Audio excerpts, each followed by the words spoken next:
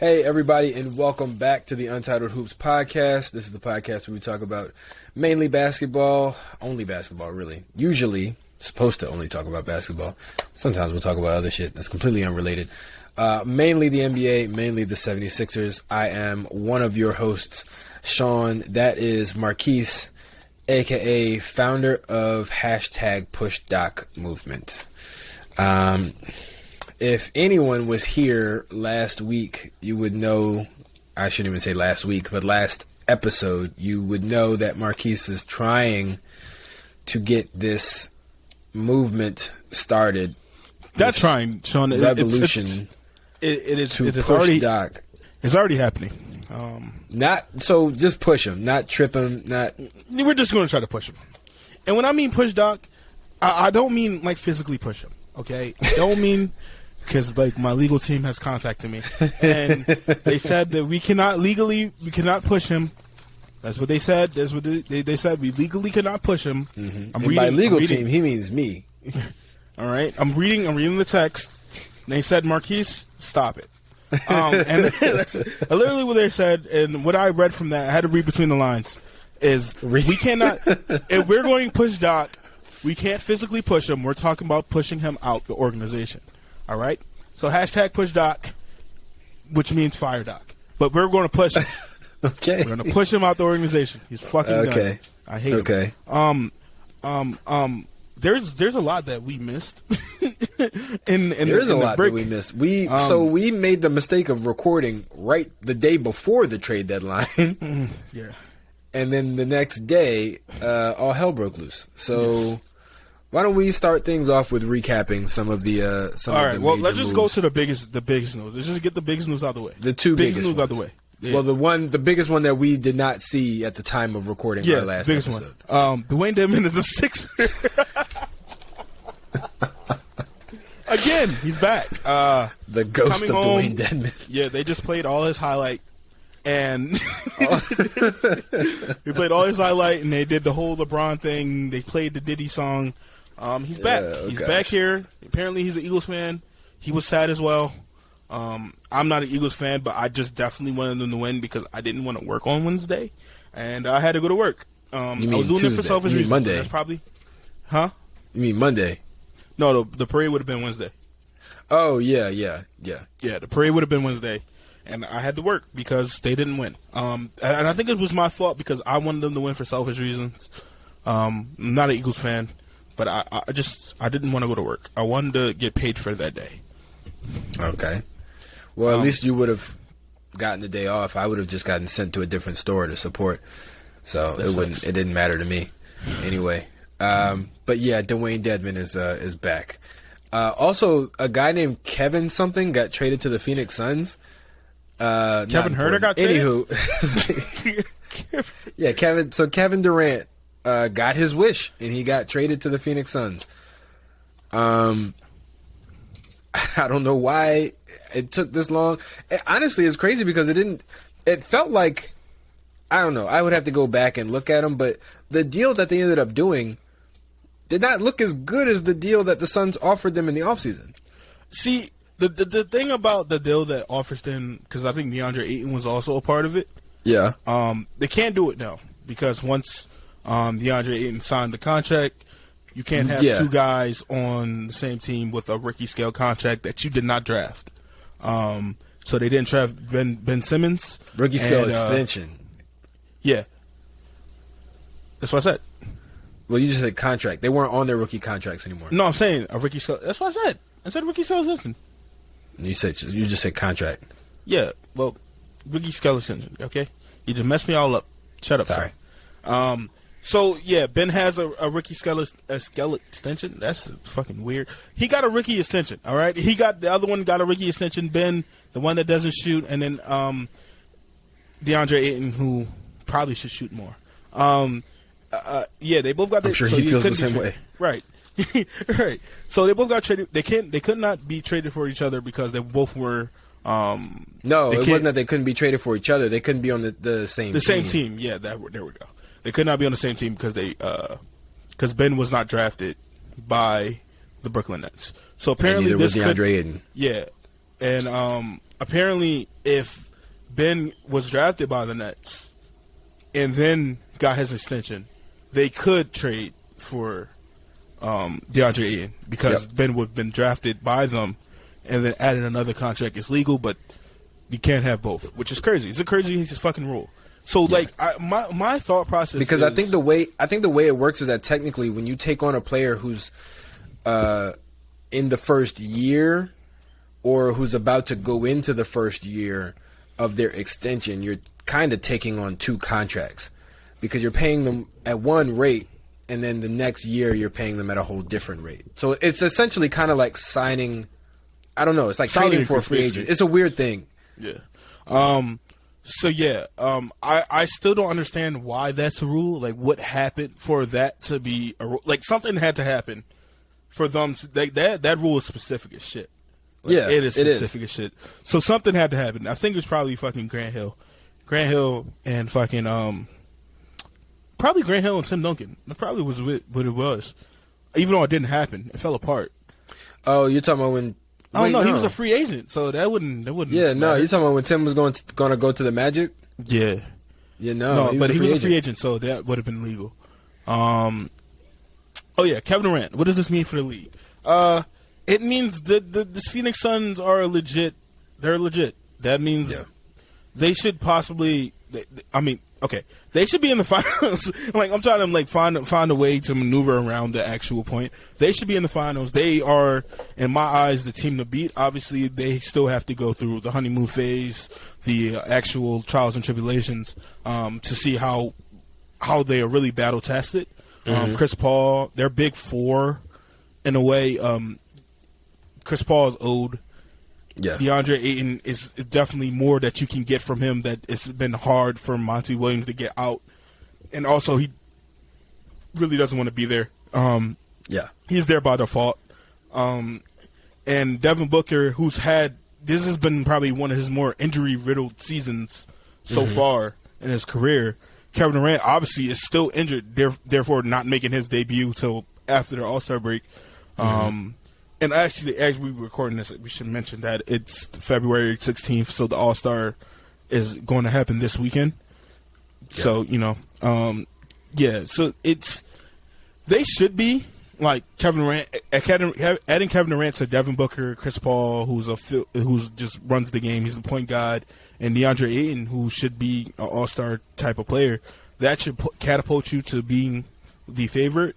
Obviously, Denver is still there, and they're, like, the number one offense in the NBA, but like just share. You have Kevin Durant, and when you have Kevin Durant, if there's a will, there's a way.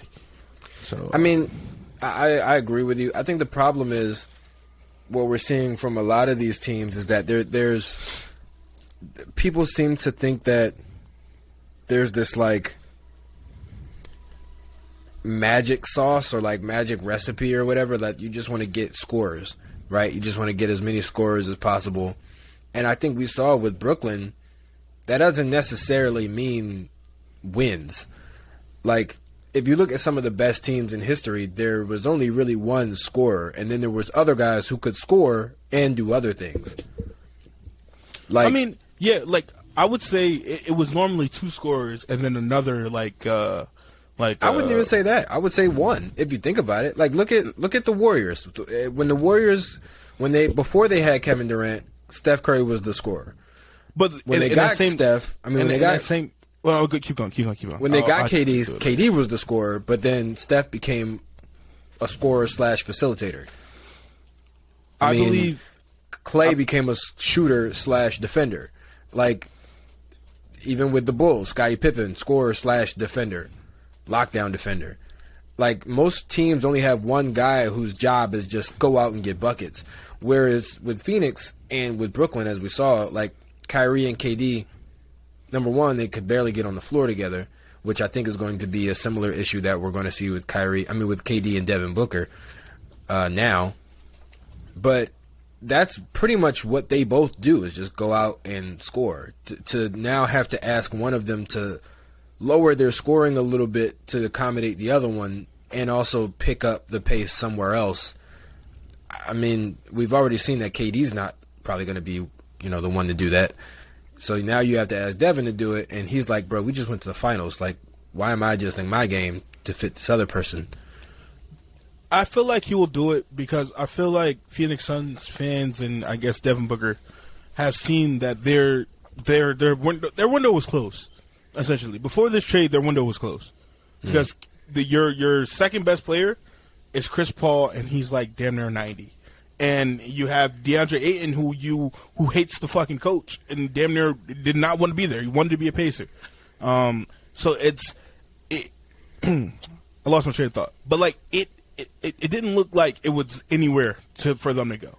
Mikal Bridges couldn't really spread his wings because he was under 3 people. And now you see him over in Brooklyn, which Brooklyn looks points. 45 points he just put up last night. Whereas like now, hey, when you're in the corner, make a move, do something. Like you don't have to just stand in the corner. Hell, you get the ball at the top of the key, you go ISO, do what you want to do.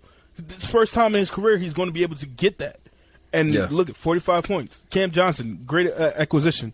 Dorian Finney-Smith, Spencer Dinwiddie's back over there. Like now, it's crazy how. I'm gonna go back to the Phoenix Suns for a second, but like this is on my mind now. How the Brooklyn Nets went full circle. Yeah. Right. Whereas though at one time there was that young, exciting, like fun team that brought the Kevin Durant and Kyrie saw, and they wanted to join that. And now they went there, and obviously that shit blew up. But now they're that young, exciting, fun team again because they have all these young pieces. They have the veterans. They have the Spencer Dinwiddies. They have a lot of pieces. But you know what's crazy? They're teaming. You know what's crazy? They've gone full circle twice now. Yeah. Like, if you think about it, this all started with the Kevin Garnett, Paul Pierce trade. Yeah. 10 years ago. Yeah. This all started 10 years ago with that trade because they were a young, exciting team. And then they wanted to trade to get all these veterans. They got Joe Johnson. They got Darren Williams. They got Kevin Garnett and Paul Pierce from Boston, and then they were a team of just old guys with big egos who had won in other places. The Lakers, who didn't work well together, or who were just too fucking old. The Lakers. Then they suffer. Last year's Lakers. Right, exactly. Then they suffer for years because they don't have any draft picks, and they somehow manage to accumulate young players, usually from picking up guys that other teams didn't want, like a D'Angelo Russell. You know, and they managed to become a young, exciting, team that a lot of people are excited for and like to watch. And then same exact thing happens. You go and you spend all this money on Kyrie and KD, and then you go and get Ben Simmons, and it's like, and James Harden and LaMarcus Aldridge and Blake Griffin, and you're right back in the same exact issue that you had before, and you end up having nothing to show for it, and you have to lose them all again. The only thing that I would say is that good for Brooklyn for making a much faster turnaround this time. For sure. It was like 5 years where they were just there. They just existed.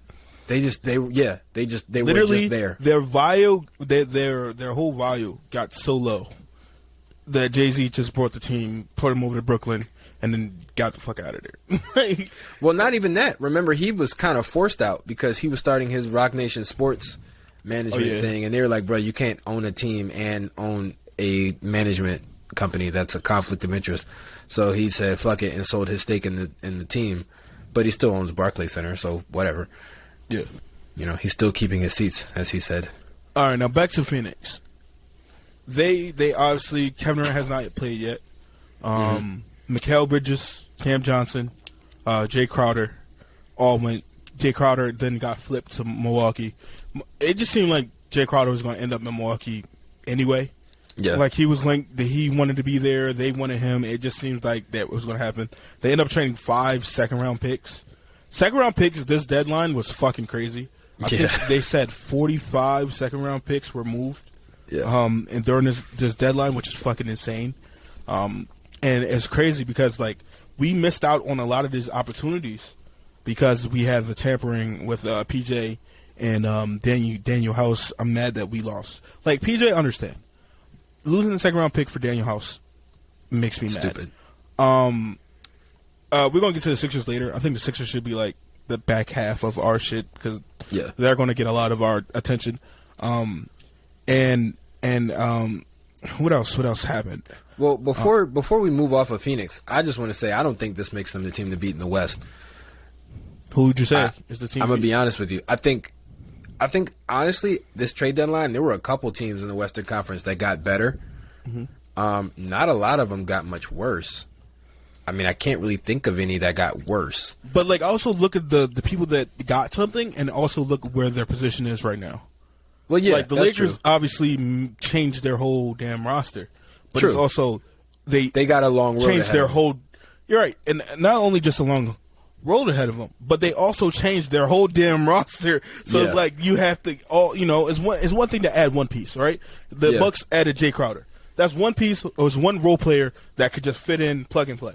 There's another thing when you add a point guard, a shooting guard, a center. Like you're adding all these pieces, and you still don't have a rotation figured out. So you have to go through all the motions of figuring out what works for you and what could work in the playoffs. So there's a whole bunch more that they have to do there in Lakers, and plus they're behind the 8 ball already. Yeah. So them figuring this shit out, and then LeBron has a foot issue that might linger the rest of the year. That's why he was taking those games off, and everybody was like, "Oh shit, he got the record," and just fucking forgot that he had to play basketball. But he had the foot issue, so they're on a very worse spot than I guess a team that stayed pat like the Kings. Like the Kings are, I think they're still third in the West. I think the Kings are third in the West. I think so. Hold on, let me check. Well. And in addition to that, there were some teams that took a step back, but not necessarily because of trade deadline stuff. I think the main example of that would be the Pelicans, who just lost Zion again because of a hamstring, a lingering hamstring issue. And we saw they just lost to the Lakers. I don't know. The reason why I said I don't think this makes Phoenix the team to beat. Oh, Portland got better as well. Can't ignore that. Of course, added Matisse Thybulle. They didn't get so much better that they're scary, but they got better. I feel like they stayed the same. Really? Like, I don't feel like it changed anything. Like, I feel like Portland every year does a trade that makes them the same. The same, but different. Bro, think about it. They traded Gary Trent and Josh Hart, and they got back Cam Reddish and Matisse Thybulle. I literally think they got worse. If you anything, look at the names, they got bigger. If you look at the names that went out and then the names that came in, they got worse. Well, I don't know about that. I don't know about that because I think on a team like Portland who has scorers, like we talked about, they need guys who you can plug in to be defenders. And yeah, you already had Gary Payton and you already had, Jeremy Grant, but that's only 2 guys. Like, and Josh Hart. Dame isn't a defensive stopper.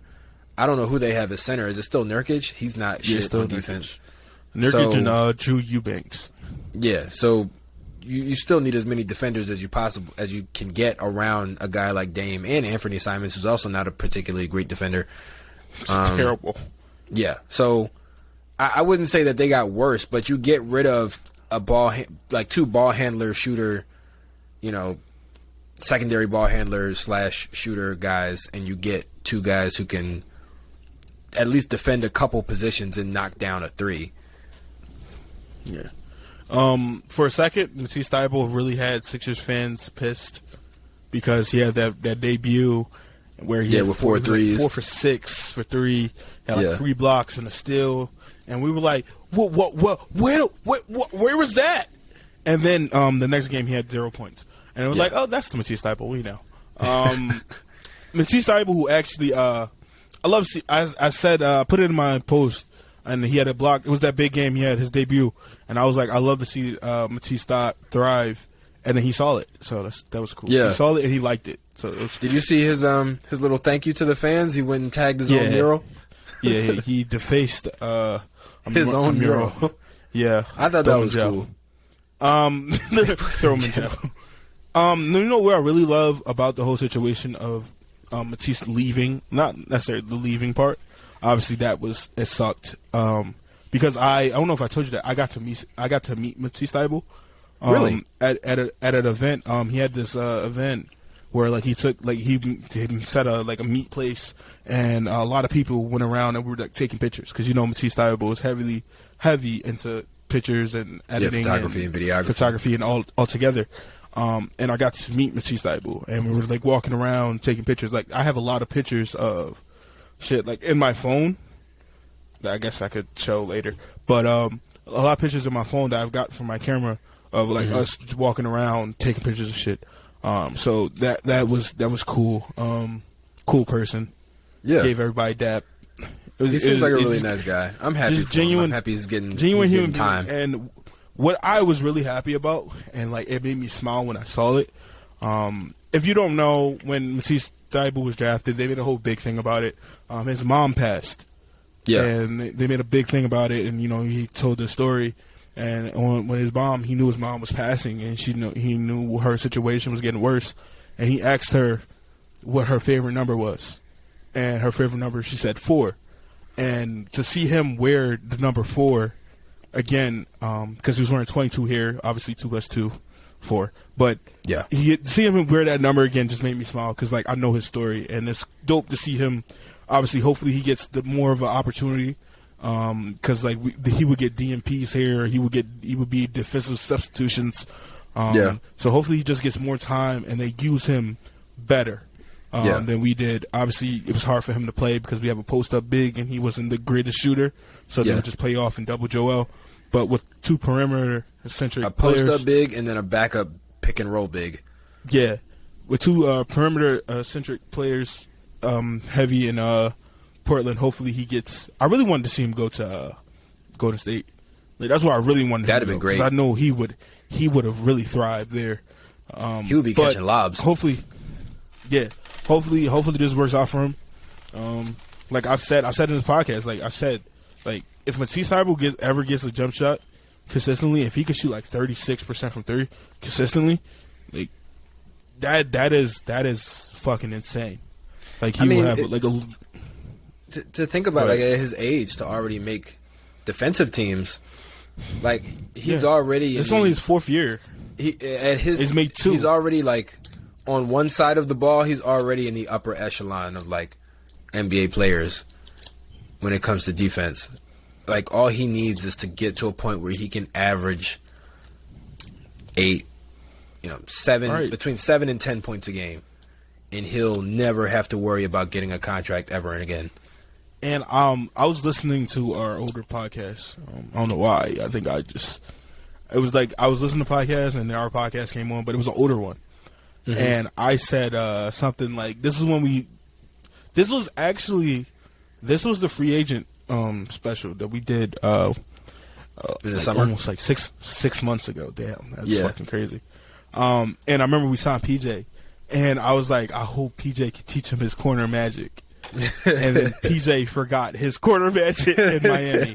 And I was like, damn, that's probably why PJ was like, didn't what get better. Corner magic? What corner magic? Boom, it vanished. Yeah, I just want. It's good to see him wearing 4 again, and hopefully, I just wish him the best in Portland. For sure. So, I mean, I guess since we mentioned it, we might as well. I mean, we're in the Western Conference right now. We talked a little bit about Portland. We talked a little bit about the Lakers. One more thing. Thomas Bryant for the Denver Nuggets was a great pickup. Yes, that's what I was about to say. Thomas Bryant to the Denver Nuggets. I mean, so the Lakers put themselves in good position going forward.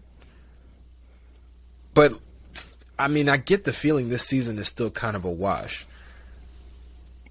But I don't know. I mean, if they could... Now, here's the thing. They could be a dark horse. If they can make the playoffs with AD and LeBron healthy, then they become kind of scary. Like, I don't think anybody wants to face the Lakers in the first round. Like, if LeBron and AD are healthy. They're only 4.5 games out of 6 seed? It's crazy because they're 4.5 games out of the 6 seed. But they're not going to go lower than 14. they're not going to like they're 13th in the West right now. They can't go lower. There's just impossible to go lower because the San Antonio. So they're 14 games of behind first place. They're not. They're not going first place.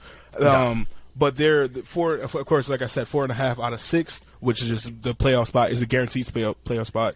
7 to 8, obviously you're in the play-in. But the San Antonio Spurs and the Houston Rockets are 27 games below. Yeah. So they're only 14 games below.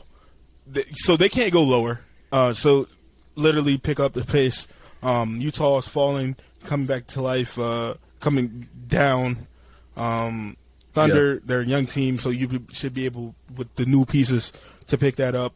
The Warriors, I expect to pick it up when Steph comes back. But it's going to be hard for the simple fact that the Mavericks are in 7th. Timberwolves are finding it with Anthony Edwards, who is now an All-Star, so that's 75 points for me in our thing. Yes. Also, shit. We're going to get to it at the end. We're going to get to it at the end. It's me and Sean have a thing. Literally, I saw him a couple times, but I was like, I'm going to wait till the podcast, and we're going to do it live on the podcast, so it makes sense. So, yeah, they 4.5 games back. They damn near have the pay perfect, because I think it was like 27 games left in the season. Yeah, 27, which is 24. weird. Usually the All-Star break is a little earlier. Not earlier like in the year, but earlier in the season. Oh, it's around the same time. Because it's never more than half once we meet the All-Star game. No, I know. I'm saying usually the 54-ish. All-Star break is closer to the halfway mark, usually. No. It's normally No? there. It's normally like 50-ish games. I don't know. I thought it was like high 40s to like 50.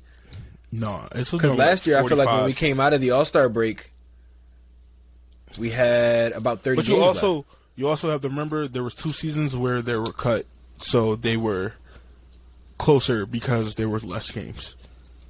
Okay. Yeah, but okay. that they have a chance. They have a chance. They do. Warriors obviously get Gary Payton. They had a whole debacle with that because the 14 trade was up in the air. Because the Warriors, if they did not like it, because of course Gary Payton was injured, and the Portland Trailblazers did not mention that in his report when they were sending it over to the Warriors. Yeah. So literally, there could have been a situation where James Wiseman is back on the Detroit Pistons and back on the Warriors and taken away from the Detroit Pistons, a whole different thing.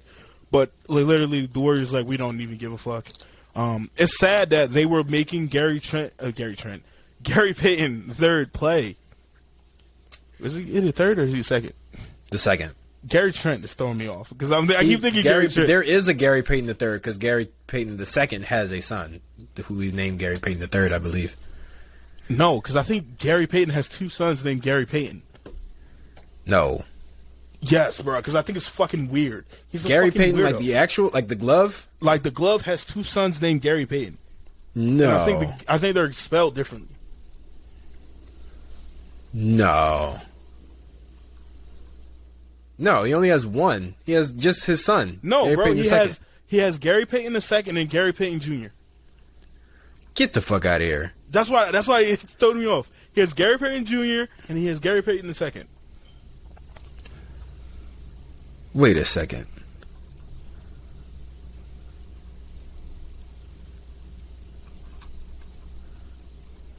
This.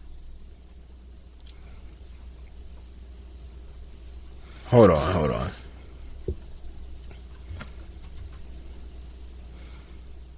3 children. 4. What? It's Gary Payton Jr. and Gary Payton II. And it's crazy because when you click on Gary Payton Jr., Gary Payton II goes up because they think it's him. It's not him. Oh, wait. Oh, that's why.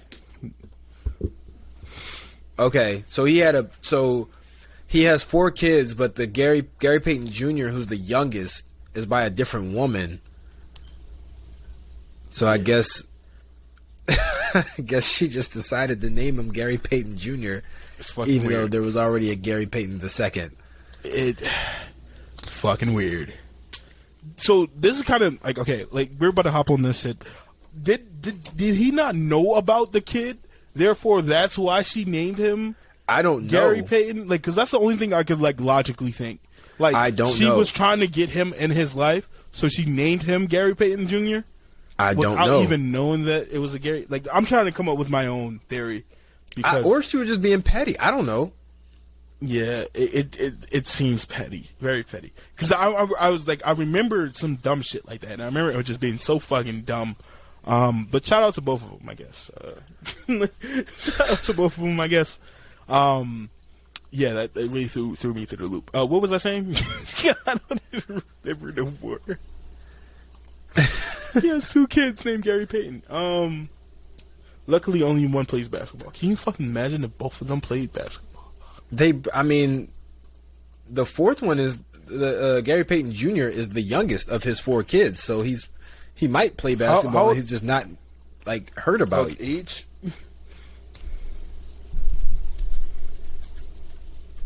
What? I'm trying to find his age to guess the youngest one. Either way, what I was saying about Gary Payton Jr. was the injury was so severe. Once he, no, Gary Payton the second, not Junior.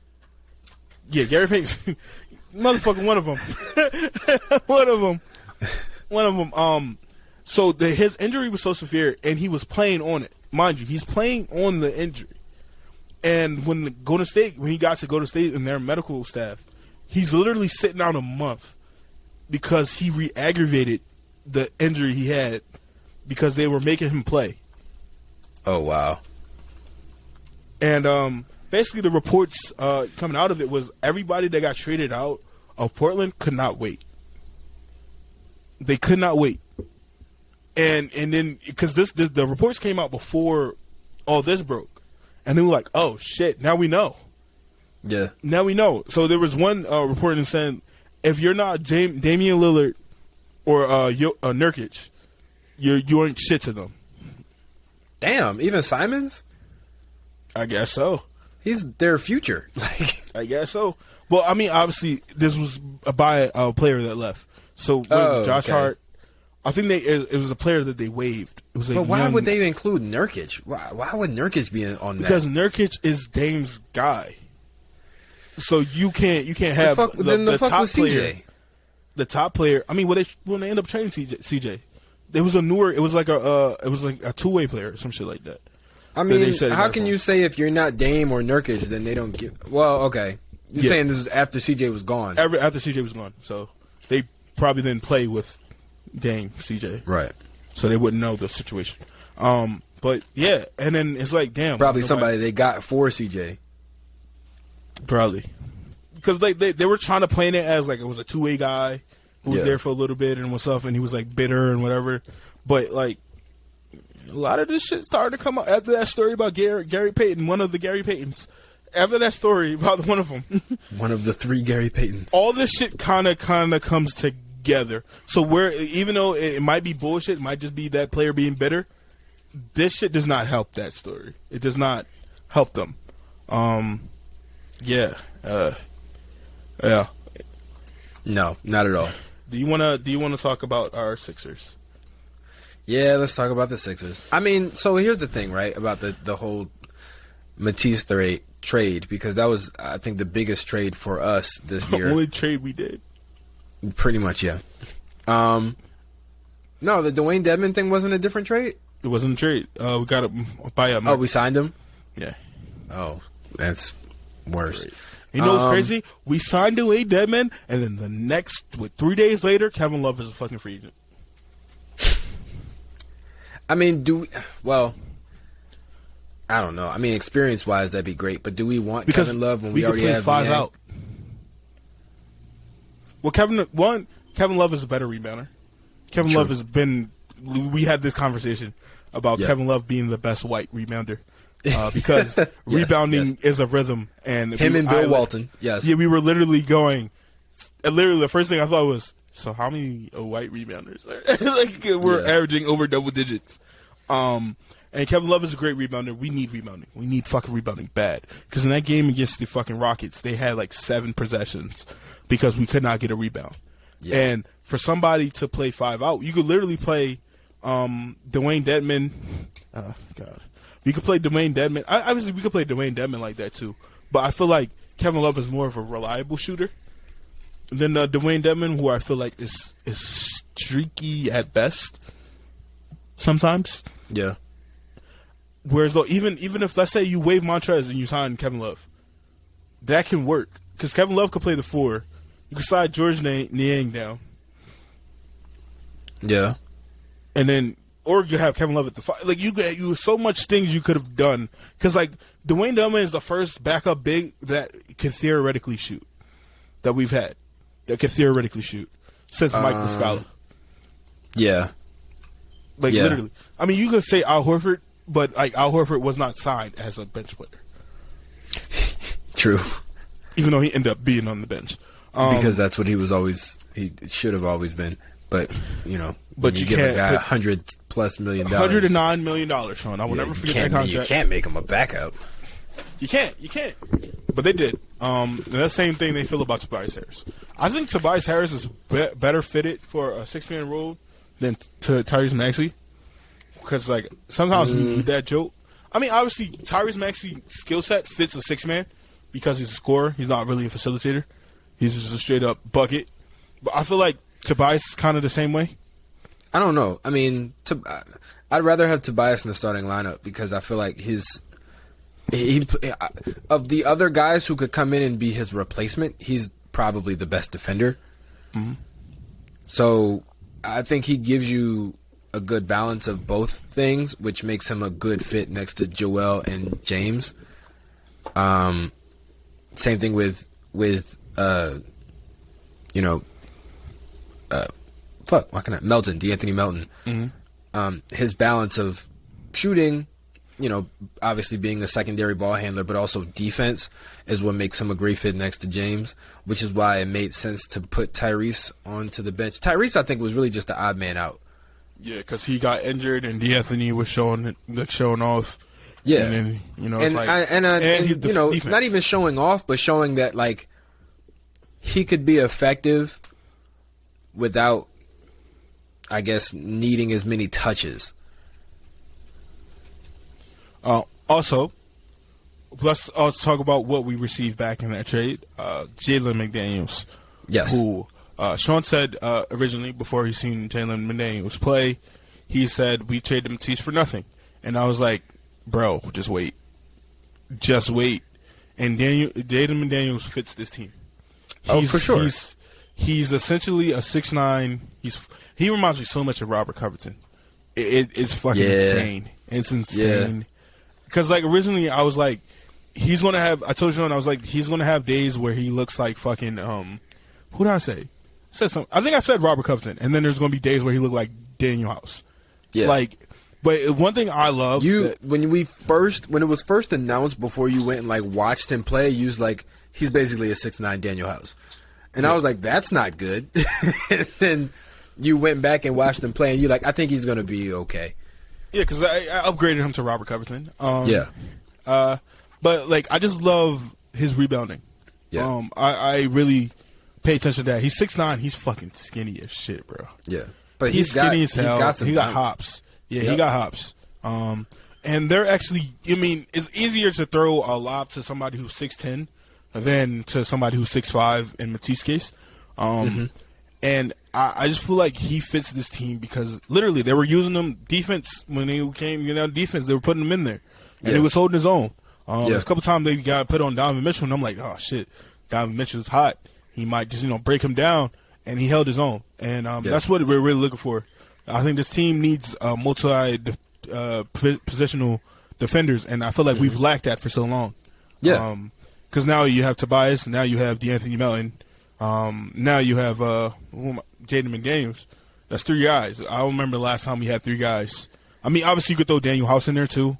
I feel like his best attribute right now is his defense because we don't need him for offense. Yeah. Dude never takes an open 3. He has to fucking step back 3 to feel comfortable, and it's not what we want. But like, I would say PJ is a multiple. I mean, yeah, defender. PJ too. But I felt like that was like more obvious, kind of. Oh well, yeah. Because like literally, that's what we got him for. Yeah. And toughness to be vocal, to be a leader, and obviously Joel. But that's why I left out Joel PJ because like, But like that. When is the last time we've had that many guys that could, like, even probably if you look 2018. back, 2018, it was only it was only Ben, Joel. Dario wasn't. Yeah. Dario's never been a great defender, but because of his size and the fact that he can Dario move, to George Niang. So they try hard. I would say Dario is definitely more mobile than George. I mean, definitely mobile, but I feel like they both are in a situation where, like, they try. If you try hard enough, sometimes good things happen.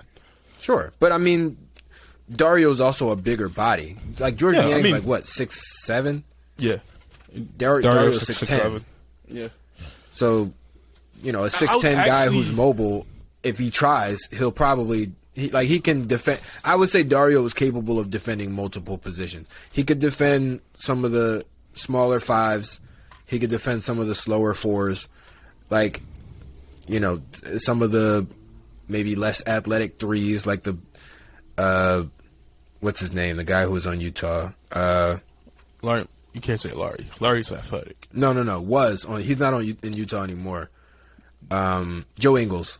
Joe Ingles, yeah. Yeah. But Joe Ingles was guys never, like that, yeah. who, I mean, like they can be a problem offensively for sure, but sure. I think a guy like Dario can stay in front of Joe Ingles. Okay. But I mean, Dario, Ben, Joel, Covington, and that was all in the starting lineup. Yeah. Then you had, other guys who maybe weren't multi-positional defenders, but they were definitely good defenders or pesky defenders, like a TJ. What was his name? The other guy we had coming off the bench. I would say if you want to take it back further, we definitely had a lot of multiple position defenders in 2012.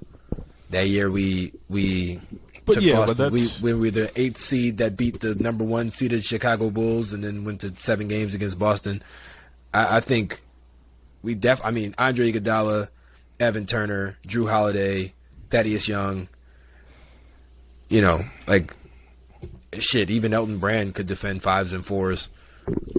But yeah, in the most recent era, these are the best ones too. Yeah, for sure. D'Anthony Melton, when we got him, I was excited, but he has shown more than I could have asked for. PJ had like one of his best offensive games last game. But like literally what I told when I said Sean and I've told many other people, you got PJ for the playoffs. Yeah, PJ shows his value in the playoffs. This regular season shit, it's not for PJ. He's just getting through. James has played better defense than I thought. Still not great, but honestly, he gets his hands on balls. Pulse. The thing that's impressed me the most about James is that I think in the beginning of the season, I think he was just so happy to be healthy. And I think a lot of people were just like, he's 100%, like the Sixers are going to be a problem. He's going to turn into old school James Harden. And I think he tried. I think for a hot minute, he tried. That first game, it looked like he was trying. Yeah, like he tried to turn into old Houston James. And then it kind of was like, okay, but we really don't need Houston James. Whether you're healthy or not doesn't matter. We don't need Houston 60-point, game, triple-double James. Yeah. We need leading the league in assists James. Because he finally counts. He played enough games. He finally counts. Right. So that's the James that we need, and he's kind of settled into that role. He's not going out there and jacking up a whole bunch of shots. He's still being aggressive, but he's found that balance between scoring for himself versus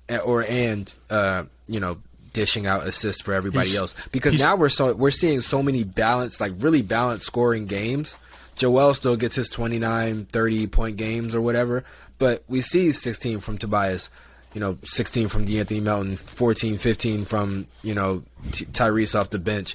I mean, PJ had 10 last game. So, like, we're seeing so many more double-digit scores on a nightly basis because James is sort of taking up that mantle of, like, all right, I'm going to pass the ball. I'm going to be the assist guy. What I like about James, he's always been a guy who gets steals. Like, his steal numbers always look good, but his steal numbers it's kind of like AI, where, like, AI wasn't a great defender, but he always would damn near lead the league in steals. Yeah. So it's like he could get the steals out the way. He is shooting the highest percentage from 3 since his 3rd year. He's shooting 39% from three. Yep. He hasn't done that since he played in OKC, which was fucking 2012. Yeah. He's lowered his volume but increased his efficiency. No.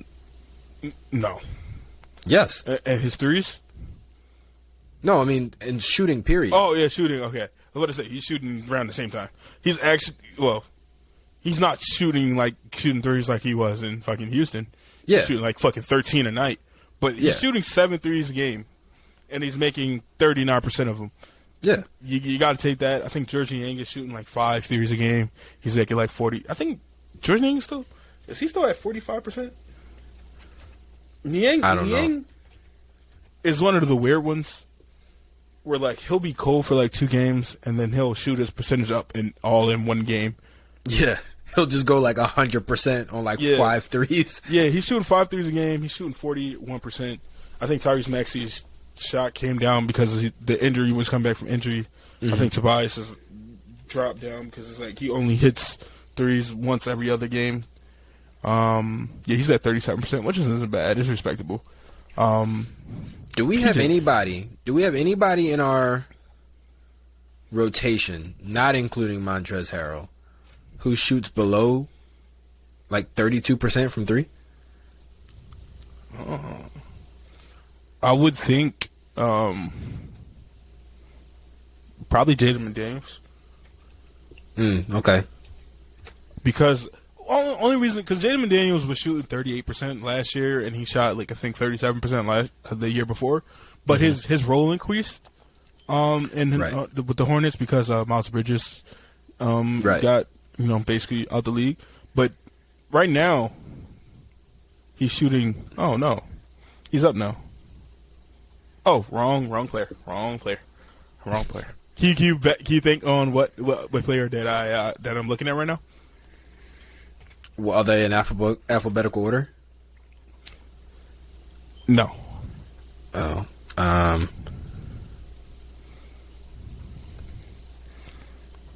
Matisse? No. I'm on Basketball Reference, so I looked up a name. Can you guess who I looked up? KJ McDaniels? No, I looked up his brother, Jaden. Oh. So he's shooting 32%, but he was also taking 4 a game. Okay. Which he wasn't really doing. He's good on little attempts, 2.5. When he was taking 4 a game. So 4 a game at 32%, that means he's literally making either 1 out of 4 or 2 out of 4 every game. Yeah. It wasn't really I mean, he's going to actually do that more, but you also got to think how open he's going to be more now. Yeah. He probably was just jacking that shit, and I was about to say pause, and I said it anyway. Yeah, but his cousin is Juwan Howard. That is so weird. That is weird. It's just weird as fuck. I like how Basketball Reference has family relatives. For Stephen Curry, it won't just say Seth Curry. It will say Damian Lee. It's crazy as hell.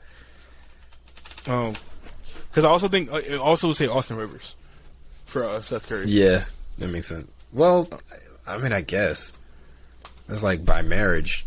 But yeah, still, I mean, Damian Lee is also by marriage. Yeah, but Damian Lee is married to Steph's sister, whereas Austin Rivers is just Steph's sister's brother-in-law. But still, they're brothers-in-law now. I know, but I'm saying it's one more step removed, I guess. Yeah. Oh yeah. Sixers are on a 4-game winning streak going into the All-Star break. We're currently 3rd. We just beat the 4th place Cavaliers, who if they would have won, they would have went into 3rd place. The Sixers still have a problem. Oh wait, no. Steph's brother's brother-in-law. Here we go. Yeah, they still put it on there. I said, "Fuck it." They go to the family cookouts. I know what you're talking about. Damian Lee is Steph's brother-in-law. Mm-hmm. But Austin Rivers is Steph's brother's brother-in-law. Yeah. I mean, it's all family, so I guess it don't really matter. Yeah, whatever. Because it doesn't really matter. Because you're all family-in-law, I guess. Yeah, no, they are. So. But I mean, it's just like, I don't know. Like, Austin Rivers is not married to one of Steph's siblings. Yeah, but he's a sibling of someone who's married to one of Steph's siblings. But it does not. I don't know. I feel like like the in-law system, the whole system. It's just the combination of families. Yeah, I just feel like, I mean, I've never really thought of it deeper than just the two and their immediate family. Yeah, obviously. But maybe I don't know how deep this in-law shit goes. Like it's really just the merger of two families through marriage. However, it's also like, how close are you to the person who got married?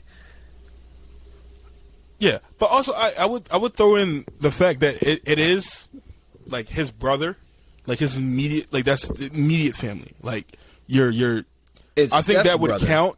Yeah, but it would still be, I guess. I'm saying it's like I feel like if Steph Curry has a cousin, he's not going to say, "Hey, cousin-in-law." Like I feel like it's only no, I know, but I'm shit. saying it's like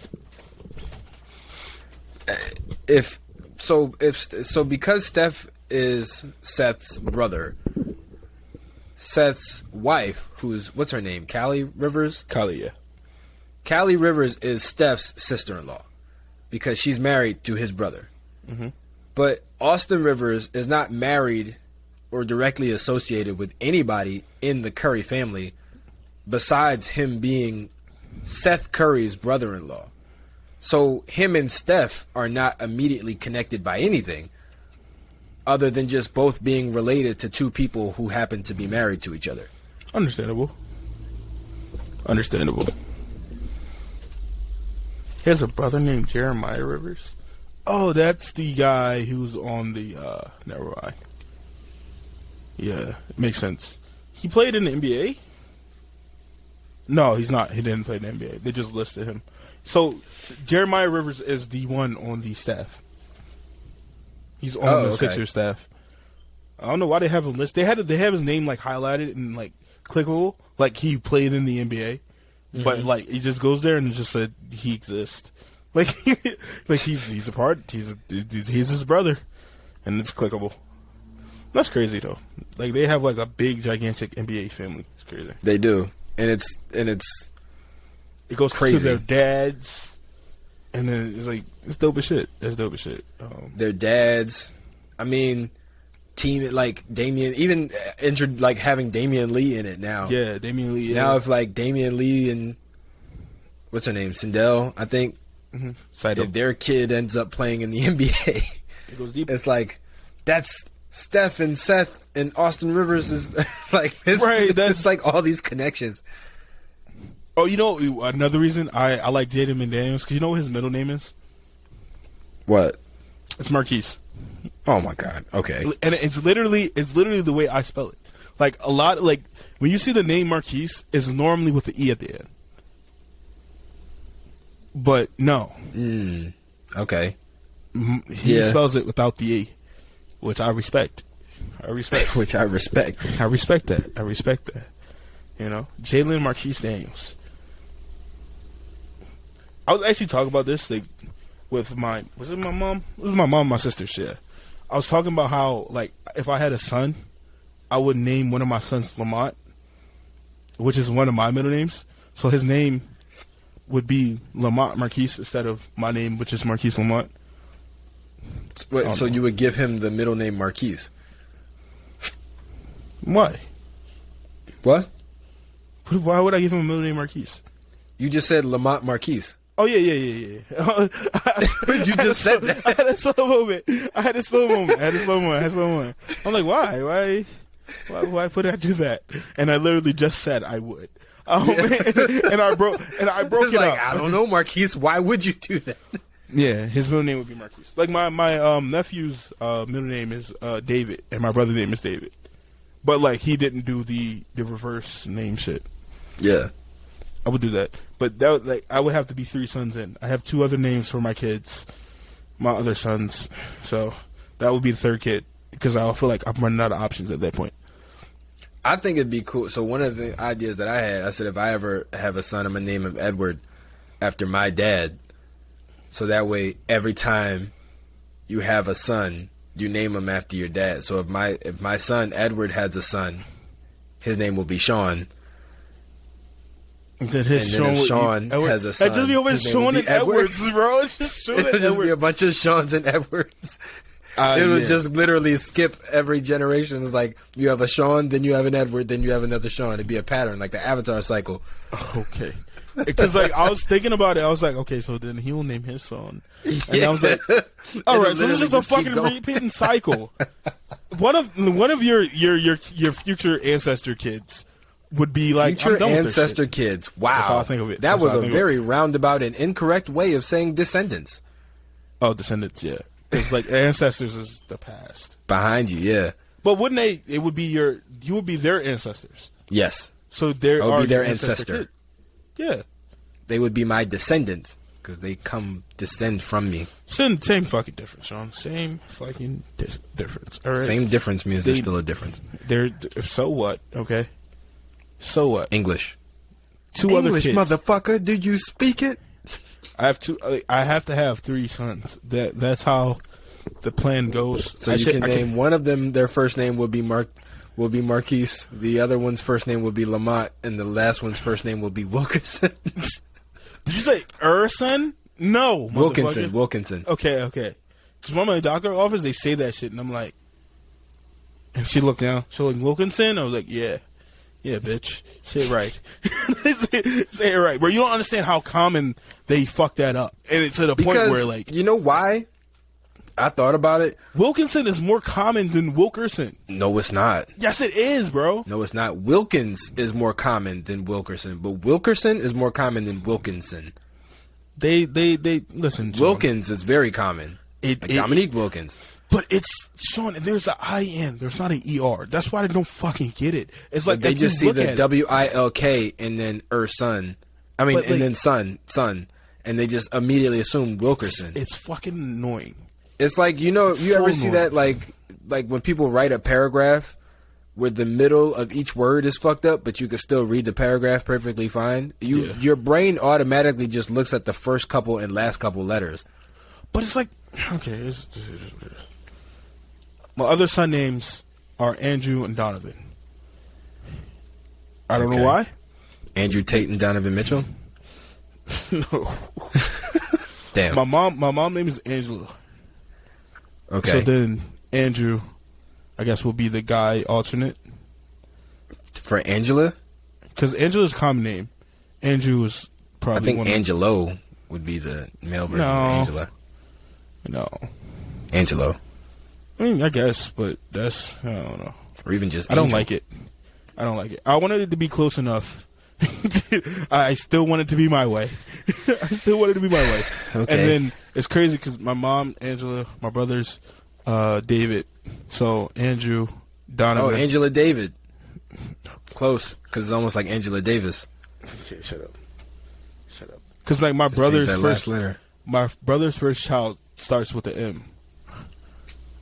Okay, so ADM. I don't get it.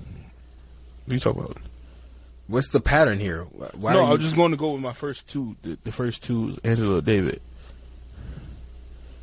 And then the next one is I get the freestyle. Okay. I get to freestyle that shit. If I have a daughter, it's going to throw me the fuck off. Because I didn't plan for that. I did not plan for this. I planned for either one. I can't plan for that. I can't plan for it. I was like, if I want a girl, you know what's crazy? I want a daughter. Like, I want a daughter because I feel like if I have a daughter, I'm going to, like, I feel like I'm going to be, like, soft as shit. Like, I'm going to be, it's like, I'm going to be soft as shit, and then to the other people in the world, I'm going to be the meanest motherfucker. Listen, I'm going to be honest with you.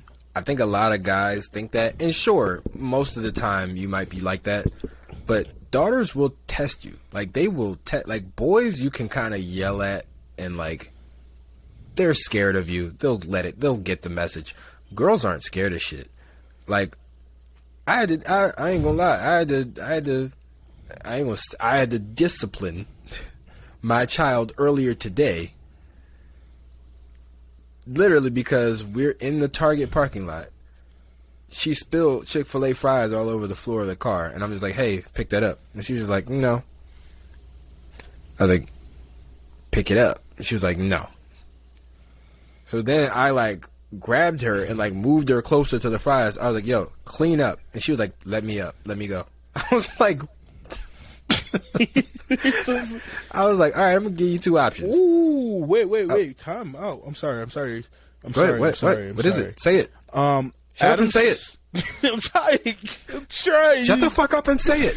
I was supposed to shut the fuck up and both say it. I Marquise, don't get it. Stop talking and just say it. Okay. NBA Adam Silver, the Commissioner Adam Silver, tells Say Still on Sports Center, officials are absolutely held accountable for missed calls. So basically saying that they get fined. Okay. How much? Right. I saw it and I thought like he was like fining an official, like he was like publicly doing like, "Hey, you fucked up." He got fined, but no, he's like just speaking in general. Yes. I feel like if NBA players' fines have to get posted, and the whole world has to hear about it and know, this player got fined $25,000 for X, Y, and Z. I feel like fines should be.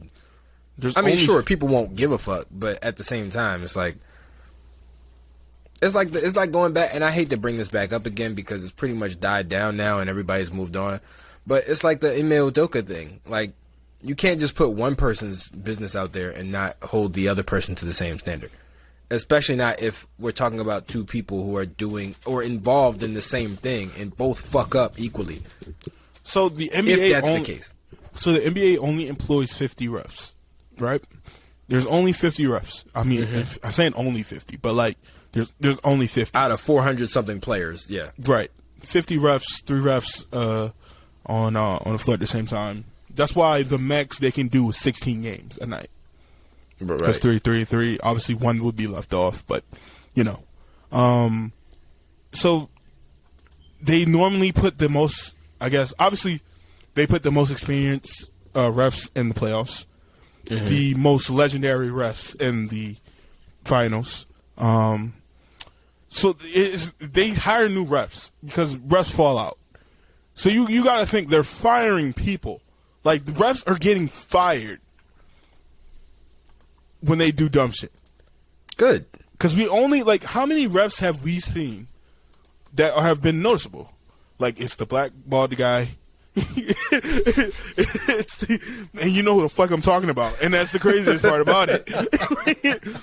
The hot chick, right? The hot chick with the ponytail, the ponytail, and what's his name? Scott Foster.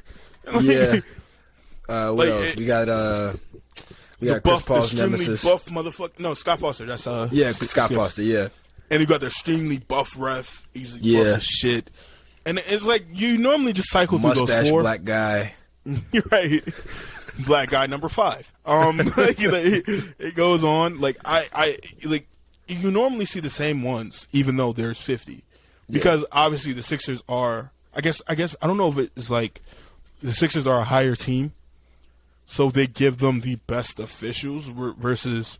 Like, if you have the Thunder playing the fucking Spurs, you'll go, let's test out the rookie guys. Let them have this game because it does not fucking matter. You know what I mean? In the grand scheme of things. Here's what I didn't like, since we're on the subject of refs. So, when LeBron, when they got that missed call on LeBron, right? In the game-winning layup and he threw that whole dramatic fucking episode. Who, LeBron? Yeah. I mean, I didn't like that, but whatever. I didn't care. Bro, like, literally act like somebody died. Yeah. I mean, at this point, that's just LeBron. Like, it is what it is. What I didn't like was that everybody in that building knew it was a missed call. But when Patrick Beverly walks over with the camera and says, "Hey, bro, look at this shit," and then the ref gave him a tech. Like, bro, How you gonna give him a tech for showing you that you missed a call? I think the reason he gave him a text. So did you see the thing? Like, did you see like the full thing? There was nothing there on the camera. There was nothing on the camera. But the ref barely looked at the camera. The ref didn't even look at the camera because he just saw a camera and was like, "Oh, get the fuck out of here!" And because there was nothing there, he's just doing that shit to be an ass. There was nothing on that camera. The camera wasn't on. It looked like it was on. I'm about to. Hold on. I'm about to see if I can pull it up on YouTube. It looked like it was on. It looked like somebody had the angle. Because how quick he looked at this shit, and then... No, that's what I'm saying. It looked like he just saw Patrick Beverley holding a camera and was like, tech.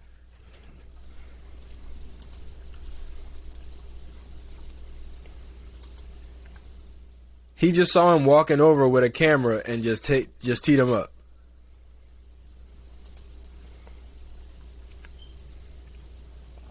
Yeah, because it don't look like it's on.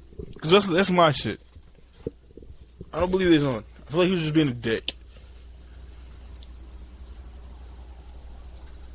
Oh, look. No, it was on. Yeah, you can't even... Well, you can't see... Hold on.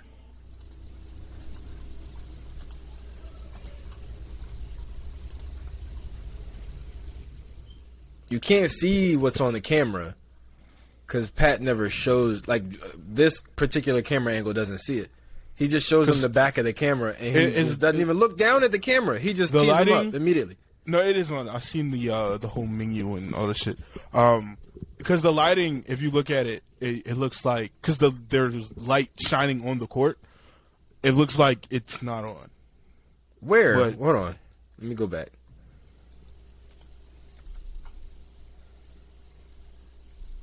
What do you mean? The lighting, like the actual light on the court, dims the camera light. No, I mean, you don't... Are you saying there's another angle? No, when he turns it around, he walks away. And this is where he lifts up the camera. Yeah, see, right here. I'm going to show you. Yeah, you can see it is something on there.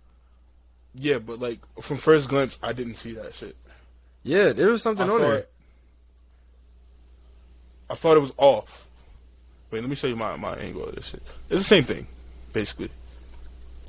I can't do it while you're doing that, though. Yeah, I take it off. It's literally the same thing, but I kind of got it clear. Like, from where I was, I didn't see this shit, but, like, there was an angle before that.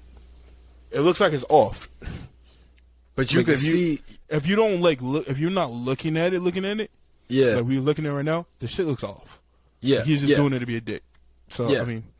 The lights, yeah, because the screen obviously, you know, it's like a cell phone. Like, it's backlit, but it's not as bright as the lights. So the lights are just making a glare.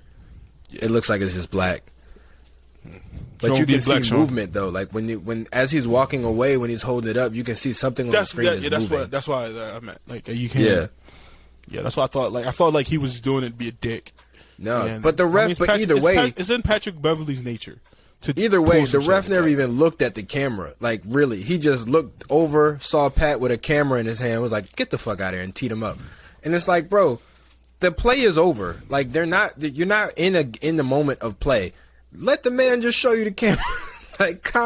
Like, he's upset. That's You're what gonna tee him up with, because he's like, hey, man, look at this. Remember the epic game, one of my favorite games as a Sixer fan? The fucking Tyrese Maxey versus John Morant? And remember that game... It went to overtime. Yeah. No, that wasn't that game. That was It did go to overtime though, didn't it? That game didn't go to overtime. No, because remember Tyrese Maxey, they took a shot. Zaire Williams had the shot. Tyrese Matisse saved the ball, threw it half court. Tyrese Maxey got it, laid it up, and that was the end of the game. It was the Toronto. It was Toronto Raptors, and I think it was in the playoffs. Where remember when we overtime? We never had the lead. Was it in the? I don't think it was in the playoffs, but it was a game against Toronto Raptors. I remember we never had the lead, but we sent it to overtime. Okay. And I remember Doc Rivers was mad because I think somebody got fouled, and the overtime period, they shot a technical foul. And I remember that.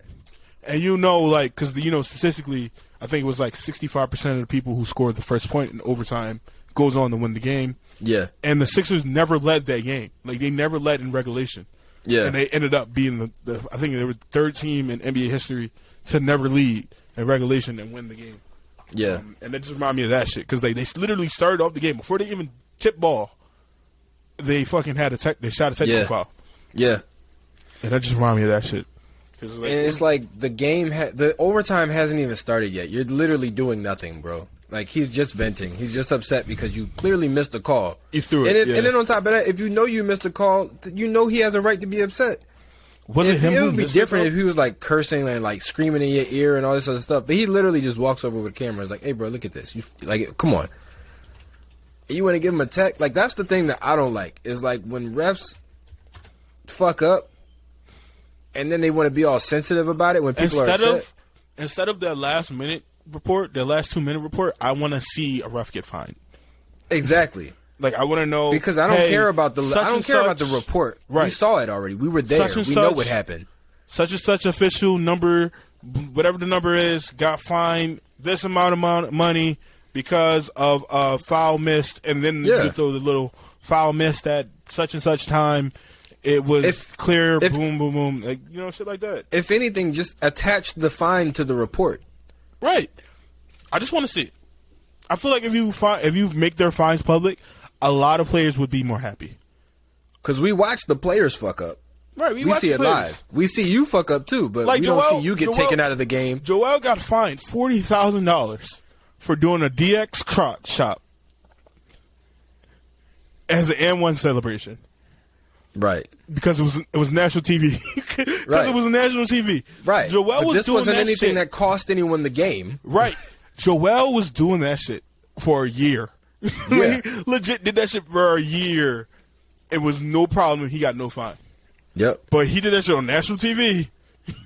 No and fine. all of a sudden, no text. Right.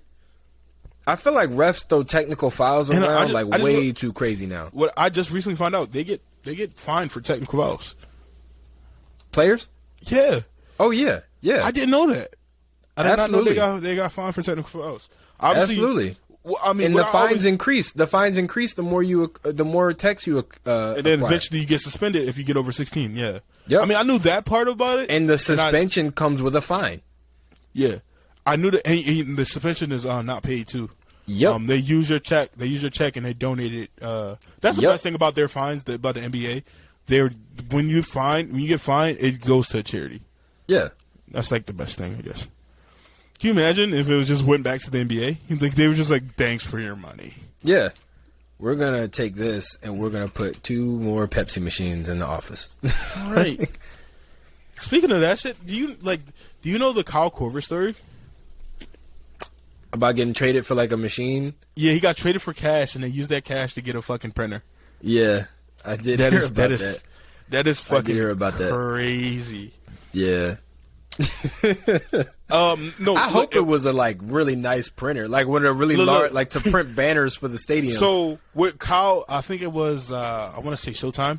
Was it Showtime with Matt Barnes and Stat? I want to think either it was that or it was Road Tripping with Richard Jefferson and Channing Frye. It's either one of those two. And he said they got traded. He got traded for cash in consideration. Obviously, the cash was used for the printer, but the consideration part, he talked about that. It was a recommendation to the best restaurant in Philly. That was the fucking. That was the. That literally. And we only heard about that shit, and then you get into it, it's like, what the fuck, bro? Bro, at that point, you're basically just saying, here, take my player. Like, right. Because, like, you just buy this contract from me. Imagine that. Yeah. Printer. Kyle Korver, who went on to be printer and a restaurant recommendation. Imagine Kyle Korver, who went on to be one of the best shooters in NBA history, was traded for a printer. I mean, fucking Jokic was drafted during the fucking Taco Bell commercial. Yeah. You know? Have you seen the screenshot? Yeah, I saw it. Yeah. It was like the Taco Bell thing, and his name was like under it. Like, There's so many funny draft things that we got to win. Remember when the signal lag with Joel? Yeah. That was I hilarious. still don't believe it. I still don't believe it. I think he was low-key pissed. No, there was literally, because they show his actual reaction. I know, yeah. And like his family jumping up and down and everything. But there was like a signal lag. They were like, oh, the Sixers select Joel Embiid. And they don't realize that he hasn't seen it yet. Yeah, so he's just like watching pissed. the draft. No, and they're cutting to him live. I seen this live. This was my first time watching the NBA draft ever. And the Joel draft? Yeah, that was my first time ever watching it. Oh, my gosh. And we draft Joel. So I'm not saying that I'm special. I'm just saying I'm better than a lot of people. Okay, sure. At watching drafts. Nice. I mean, listen. First draft I ever watched was the Evan Turner draft. So that shows who you are as a person. Hey, man, listen. I had an Evan Turner jersey, too. I was really invested in this. Even though I did not choose the Evan Turner jersey. Did I tell you my my fucking Jason Richardson story? Yes. Oh, okay. You did. All right. You did. Right. I was fucking pissed. It's a wild time, man, being a Sixers fan.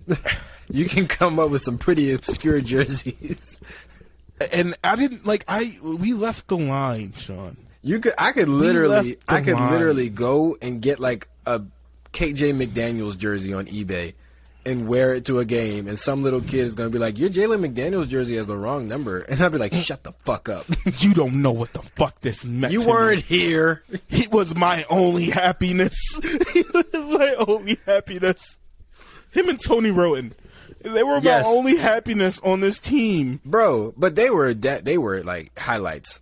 They weren't, literally, our happiness weren't knife men on other teams. Like, that is crazy. I feel like Tony Roten had the best chance. I think Tony Roten pre-injury could make a roster on any team. No, he can make a roster. Rotation, no, I mean not roster. Make a rotation. Like he had the best shot out of everybody else. Yeah, like 7th, 8th lowest on the roster. KJ got traded and immediately fell out the league. Yeah. So KJ was honestly in a similar situation as Matisse. They're like, oh, it's his fifth. When he gets a jump shot. And the craziest thing about KJ McDaniels, his fucking form was so pretty, bro. It was. It didn't, like, literally, he was super athletic. We were comparing him to Andre Iguodala. Mm-hmm. And he was, it was this lob. I was in the arena for this lob. It was a lob from Tony Roten to KJ McDaniels. I know exactly which one you're talking about. And he fucking catches it and he dunks it and he falls out of bounds. And I was like, what the fuck am I watching? Because the tickets were like $10. And yes, at that point, I remember those days, bro. Not only were the tickets $10, you could even get them for free. Like people would just give them away. Because people would get tickets, like companies would literally get tickets as promotional, like stuff.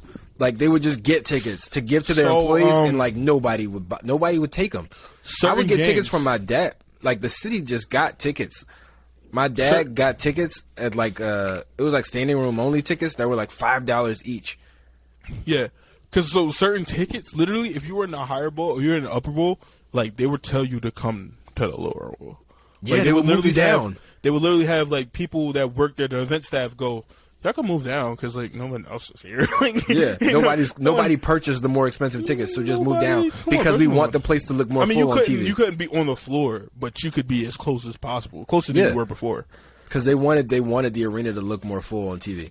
Yeah, I think at that point, obviously it was a courtesy, like, hey, nobody's here, just move the fuck down. Mm-hmm. But at the same time, it was also the Sixers were in so much hot water for tanking that it was literally like the organization was trying to do their absolute best to show the NBA that the fans were still behind them. Because everybody was thinking, like, this is going to kill the fan base, this is going to kill the fan base, you're going to hemorrhage money, and you're not going to make any money, and you're going to do all this. And the Sixers literally had to prove that, like, no, the fans are still engaged, they're still here, they're still showing up. See, we got a new mascot. Like, we're doing all this stuff. See, we understood what they were doing, and we knew what they were doing. We just did not want to pay to watch that shit. Yeah, like, the TV viewership never really dropped. Yeah, but sure, ticket sales maybe took a little bit of a dip. But they sold out when like fucking Miami came. Yeah, and fucking yeah. Kobe came back. They had the games. They had the games that people wanted to go to for sure. And there were games that were just good games that I think people were very happy to be at. Like the Memphis game that I went to that went into double overtime, 2-game winners, 2 buzzer beaters. When Nerlens Noel and like Turner, like that was my first ever and only time sitting on the floor. I've never sat on the floor. It was a Christmas gift from my girlfriend. Got to the floor. We were like, you know how it's like those 4 rows next to the court to the basket. Like, is the basket behind it is like 4 rows. Oh, behind the stanchion? Behind the stanchion. It's like 4 rows, and then it's like the rise when it starts to go up. The rise. I was in like the third. Yeah, I was in the 3rd row of the rise. Like that was the closest I ever got to the floor. Yeah, it was because my brother had season tickets. Back when I was not a dad and had expendable income.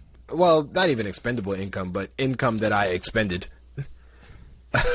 Somewhat irresponsibly, and was living with my girlfriend who also had a pretty good job, and we were both in our own apartment and independent and didn't have any kids or anybody depending on us. We would just we went to Vegas, we would just do shit and knowing our rent wasn't paid, we just didn't care. So for Christmas one year, or actually no, was it Christmas? Yeah, it was Christmas. That year I think I got her an iPad for her birthday and some other shit for Christmas and all this stuff. And she got my gift was floor seats. So it was in January we ended up going to the game. I think because the Sixers were not playing on Christmas. So it was early. I think it was in January or it was before Christmas in mid-December. She got tickets. We were on the floor. We were not front row, but we were 1 row behind front row on the floor, on the across from the Sixers bench, across the court, opposite the court from the Sixers bench. So you were in. Oh, okay, I got what you're saying. So we were, we were really close, and it was weird because. My dad used to work for Comcast, and he works for the city now doing production for a lot of the sporting events. He used to do Sixers games and stuff like that. So there were times, and I was in a Sixers group on Facebook called Sixers 24/7. So there have been times when I've gotten to go onto the floor while a game is not happening. Mm-hmm. Onto the Wells Fargo Center floor. I've been able to go to the floor before. Yeah. So and it's weird how much bigger everything looks than it does on TV. Because obviously it's if you're ever on a basketball court, you know how big a basketball court is. Yeah, but an NBA court is even bigger. Gigantic individuals, so it doesn't look as big. Exactly. They're all being there, in person, that close during a game, I was yo, these motherfuckers are huge. And it's crazy. My grandfather is 6'5", and he's by far one of the tallest people I know or I've ever met. Seeing Nerlens Noel in person, it shattered my entire idea of how big a person can be. I was this is amazing. This motherfucker needs to be in a museum, and he's only 6'11". So I went to high school with someone who was 6'5", 6'8", and 6'7". So I seen it, and I was still amused by it.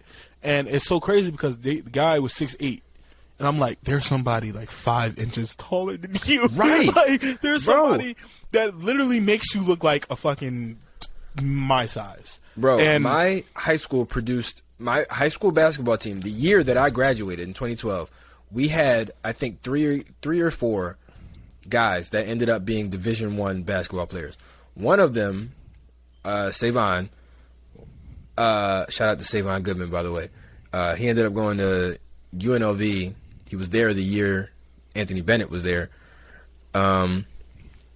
He was, I think, 6'6" or something like that, 6'6", 6'5". And I really kind of not felt bad. Obviously they were winning, so nobody gave a fuck. But at 6'6", you're a shooting guard in the NBA. Yeah. But because he's the biggest motherfucker on our team and one of the biggest dudes like in high school basketball in Philly at the time, he was obviously playing like power forward, center. So it's like, you know, the guard skills weren't exactly there at that point, at least not, you know, Division I college basketball guard skills. Ken Birch was also on that team. Yes. Yep.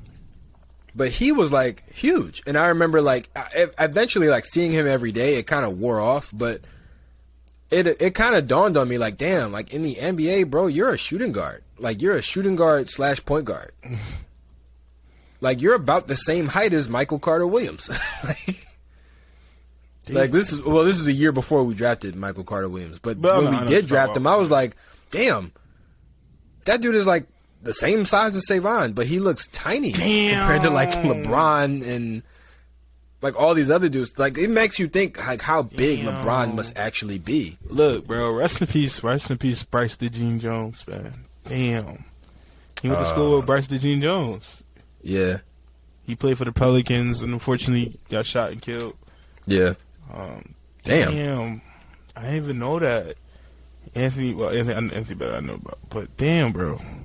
And it's I don't want to make this shit sad. I want to talk about two other things before we wrap up. Go ahead. Bryce Jones was really showing out where he was with the Pelicans. Like he was really making a name for himself, like a two-way player. And then unfortunately the events happened. But I want to close out with two more things. We just got new. Well, let's talk about the I'm gonna talk about the negative before we talk about the positive. Joel Embiid was recently interviewed after last game with the Cleveland Cavaliers, and he said that doctors told him to sit out for 2 weeks. Okay, obviously this is a surprise for you. Doctors told him to sit out for 2 weeks. He's had a lingering foot issue. Doctors. Oh, I thought you said Doc. Yeah. I just said Doc like Doc Rivers. I was like, no. What the? And he's not fired today? Like, no. No, doctors. I mean, this is kind of worse. No, it is. It is worse, but it's worse, but it makes more sense. Yeah, doctors told him to sit out 2 weeks because he has a lingering foot issue. Remember, he had the mild foot sprain, which took him out. That's the reason we didn't have Tyrese, James, and Joel on the floor. He had the mild foot sprain, and he's been having soreness. So 2 weeks ago, doctors told him to sit out 2 weeks. But he was like, no, because they were rising in the standings. And so basically what he said, he's unsure of playing in the All-Star game because I'm okay with that. He wants to take the 2 weeks. Obviously, if he takes the 2 weeks, he will have this week. And I think he will miss like Memphis and Miami next week. Yeah, I don't care. Yeah, so I'm fine with that. What he really said, what he wanted to do was to play the rest of the games out, win as much as possible to give them a good chance of when he came back, you know, depending on how those other two games go, that they would be still in good position. So beating the Cleveland Cavaliers really gave him the ability to be able to sit out because they're the only team close. And and we have right now, I think we tied the season series. So that helps them in the division thing so it doesn't, you know, obviously losing that. You're behind I don't think we're tied. How many games have we played? I thought we only played 3 games. I thought it was 2-1. No, we played 2 games. They won the first one, we won the second one. Oh, okay. So it put us in a better position. Obviously, I want Joel to be fucking healthy, bro. We do not need another situation where Joel's injured in the playoffs. So obviously, this is the more haunting news on it, but the simple fact that he's played through it and looked fucking phenomenal, right? You know, makes me feel a little bit better because like it is something he can stomach, even though we don't want him to. So if he, you know, obviously he says up in the year. Obviously, Joel likes these All-Star games because he get to show that he's the fucking guy. For the last like 3 years, he's been the MVP if his team won. So it would go ahead, say what you were gonna say. Well, I was gonna say I'm perfectly fine with him sitting out this All-Star game, and I think this is the perfect All-Star game for him to sit out because for whatever reason, I don't understand it at all. But for whatever reason, Joel is not being talked about in the MVP discussion the way that he was last year. I mean, or the year before. I would say, and on top of that, they didn't even name this man an All-Star starter. So it's like, bro, fuck the All-Star game. Like, I don't even care really about the All-Star game, All-Star weekend, and it's in fucking Utah. I don't even think the players care about All-Star weekend. What was I about to say? I think people are just looking forward to getting a break, honestly. Yeah.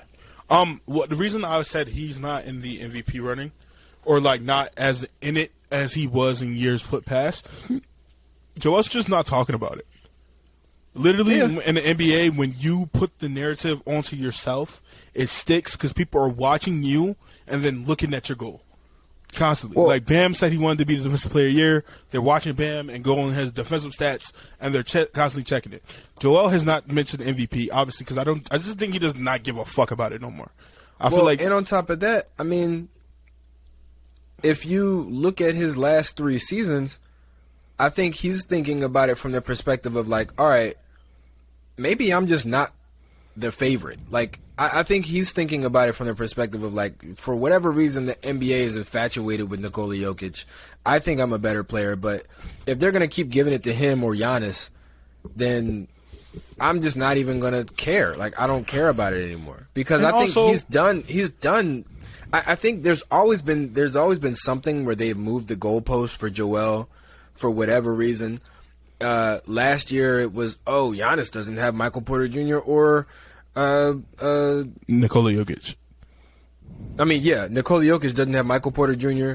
or Jamal Murray. He's doing this all by himself, and he's got his team in the 5th seed. And it's like, okay, Russell Westbrook won an MVP with his team as the 5th seed only because this nigga literally made history. He broke what a lot of people consider to be an unbreakable record. You're giving Jokic the MVP as a 5th seed because his stats look kind of good. Right. His advanced stats, not even regular stats, his advanced stats look good. Nobody even looks at advanced stats. Looking at the MVP race from like taking the fandom out of it, right? And that's what I'm about to do with this. That first year that they went up, Joel should have had that. Yeah. Like the next year, you go, Jokic did something. You cool. You want to put the narrative. You want to give that to him this year. This year, like I can say, as much as Joel's played, I think Jokic is the MVP. As much as like I am a Joel, Jokic is a center averaging a triple-double. Even though we have seen it before, we've never because like last year I think he broke a record for having like points. He was the first person to have a certain amount of points, a certain amount of assists, a certain amount of rebounds. He was the first player to do that. Cool. I understand giving it to him that year, even though I feel like it was hairs. You're pulling hairs at that point. But this year, you look at where they are, conference rank.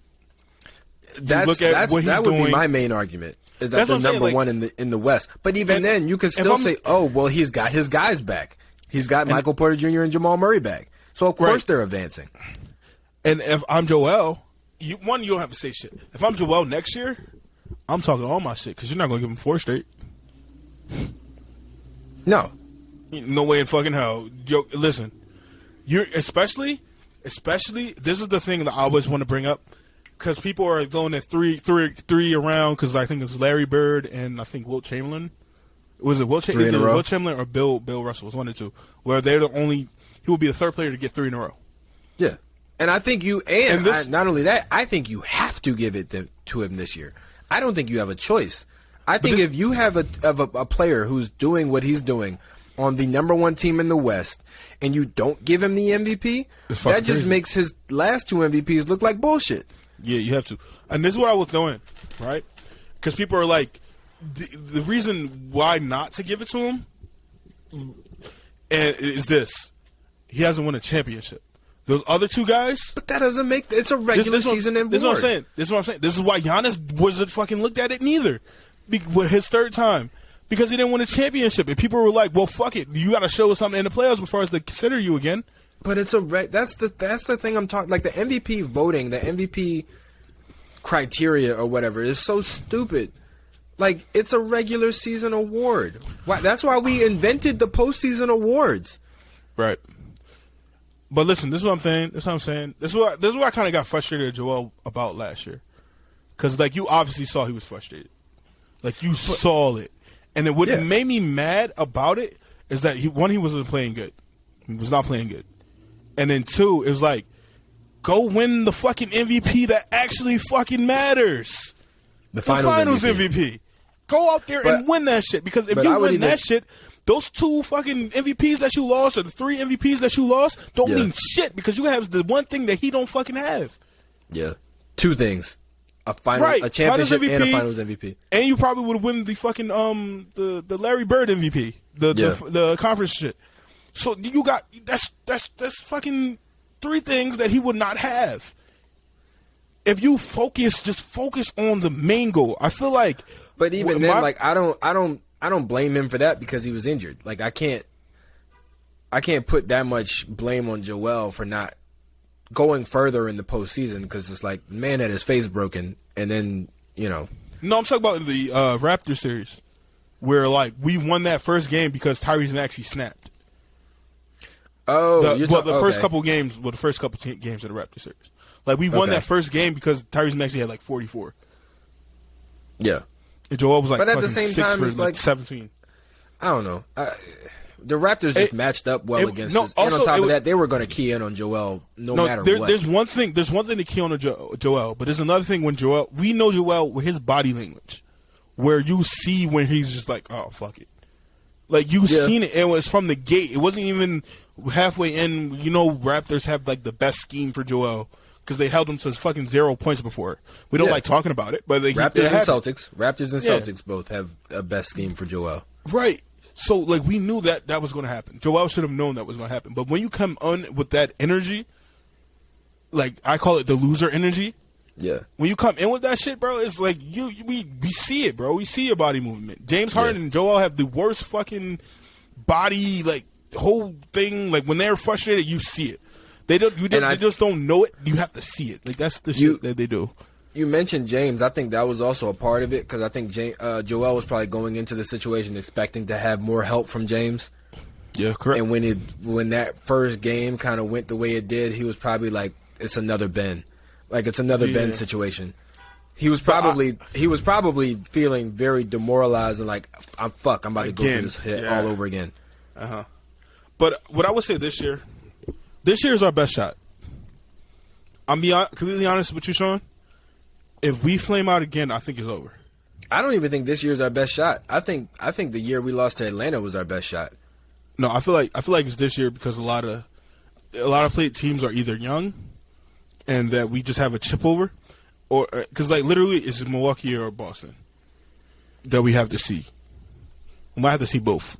But the reason why I think 2021 was our best shot is because no matter what, Milwaukee was at the end, and we have always kind of had the edge over Milwaukee. And it's crazy. We feel like a Milwaukee-Philly series has to be in the works because we've been taken away from it so many times. Yeah, Atlanta, that was supposed to be our easiest route. It was it was literally number 1 seed. Yeah, number 1 seed. New York seed. or Atlanta. We finished the Washington Wizards in fucking. With 5 games. That was supposed to be our best shot. Every team that we'd had to face in the playoffs were teams that we kind of fucked over in the regular season. That was supposed to be our fucking revenge season. Right. So this year is different because Boston's number 1 and we've never done well against Boston even when we were the number 1 seed. What I would say is last year was a perfect setup for a revenge season because you had the Raptors. You have the Heat, and then you will have the Boston Celtics. Yep. Both. I mean, we beat the Heat the first time, so I guess that didn't really matter. But it was the same situation. Still, it was different because this time they got Jimmy. But listen, same situation. Joel has the orbital fracture. Joel has to wear the fucking mask in Miami again. It was the same situation. It felt like, oh shit, we're going to get this chance again. Yep. But obviously, Joel injury kind of started to show. He was not even that. I think it was just him missing those first 2 games. I think if he plays, even if he doesn't play the greatest, if he just plays in those first 2 games, it's different.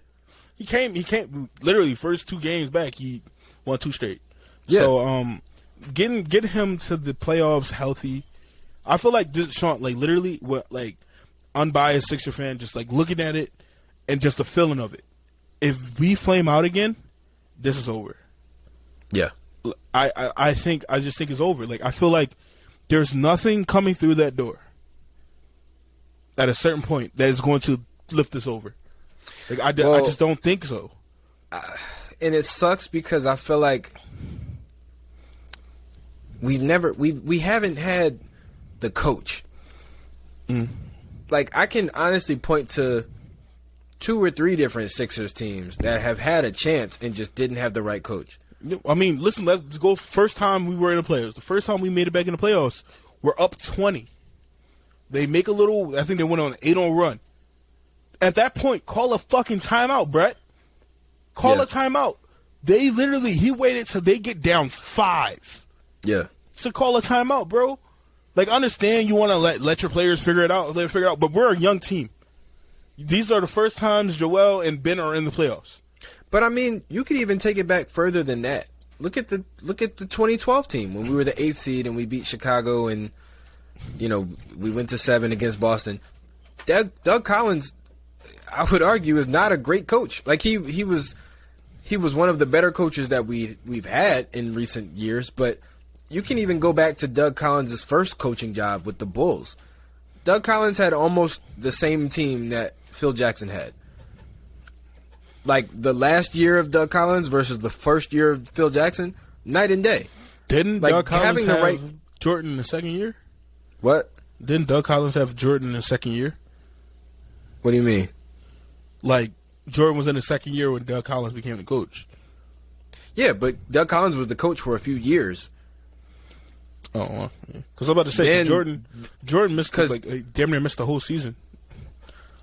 No, but remember, Phil Jackson was like an assistant, I think, or something like that, and he took over, I think, in Jordan's this 4th or 5th year. This is deeper than my knowledge. I just know. Yeah, this is deeper than my I think Phil Jackson took over in like 88, I want to say. Let me see. And Jordan got drafted in what, 83, right? 84. 84. Let's see. Because 83 is when the Sixers won the championship. And then the following year, Phil Jackson took over in 1987. Doug Collins was the coach before that. 87, okay. Doug Collins coached the Bulls from... Yeah. Because I remember... Doug Collins coached for 3 full seasons. I remember because it definitely had to be 84. Because the Sixers won in 83, and they were fucking god-awful. Oh, no, I'm sorry. Doug Collins...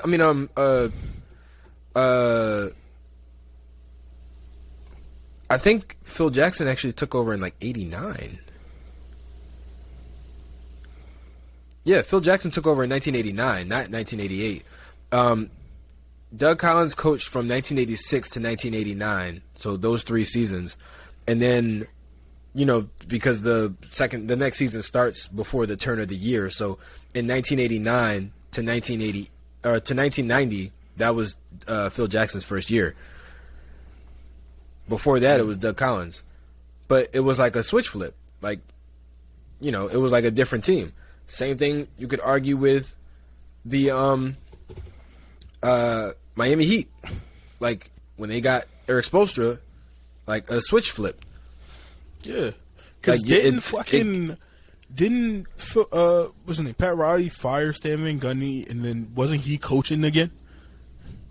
Who, Pat? Yeah, Pat Riley. Didn't he fire Stan Van Gundy? He did, but I don't think Pat was ever coaching. I swear he was coaching again. No, he was just like the GM. Honestly, I think because he fired Van Gundy at the end of the season. Yeah, he fired him in no, he fired. It was halfway. It was 05, I think it was.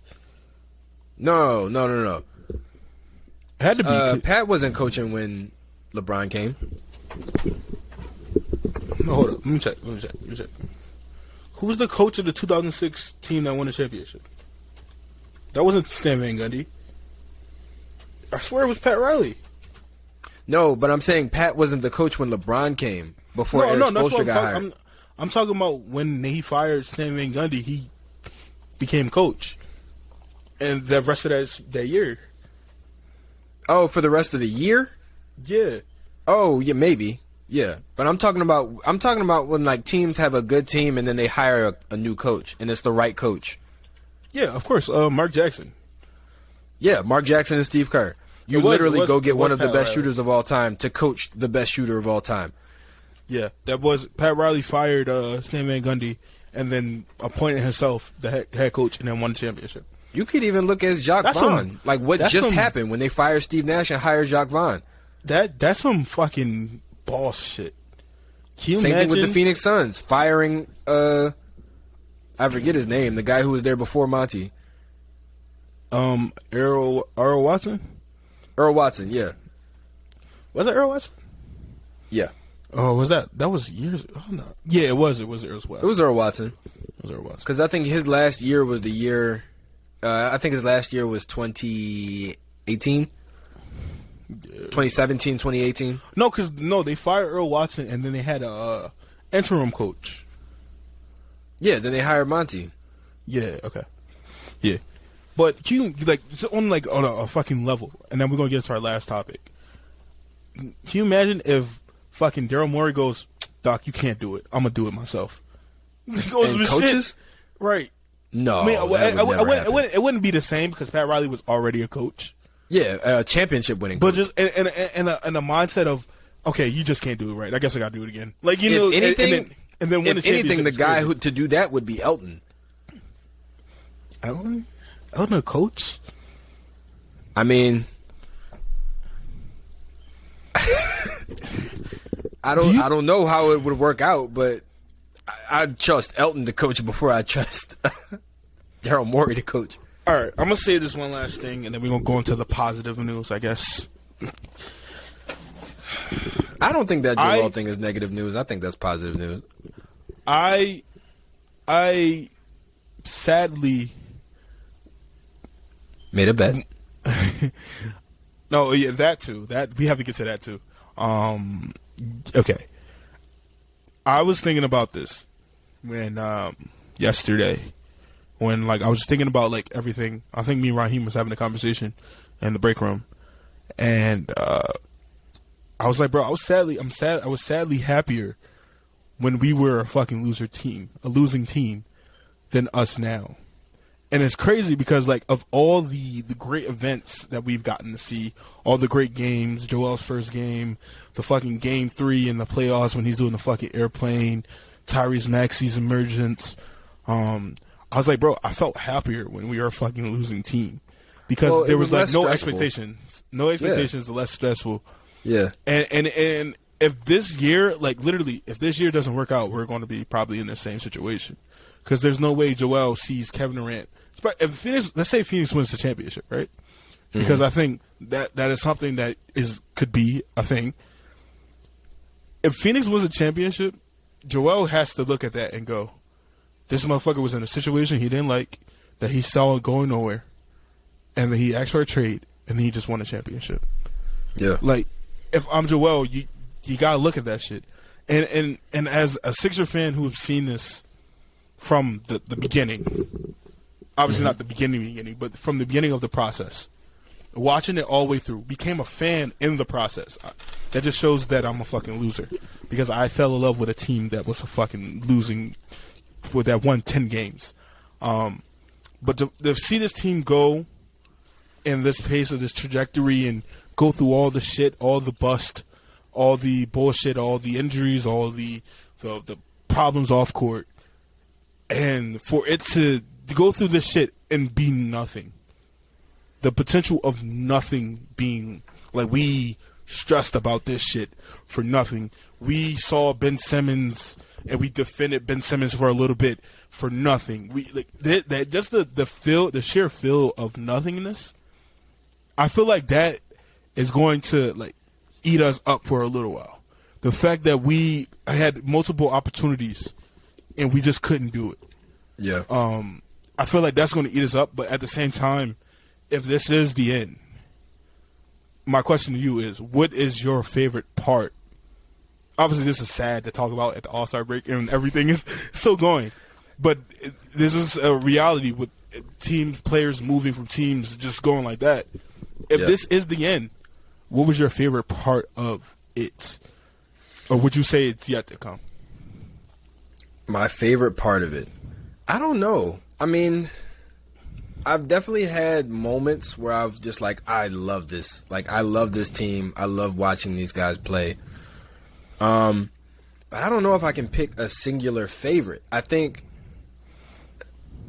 I can give you a top 3. I think TJ's game winner over Carmelo. Yes. He destroyed the Knicks, bro. He broke up the Knicks. I think Joel's game winner in Toronto last year. Yes. And I think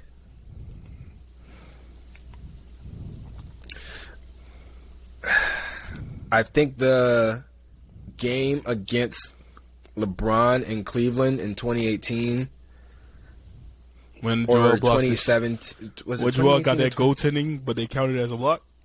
Yeah, that game because obviously because that was the game where we overtook Cleveland as I think the number 3 seed.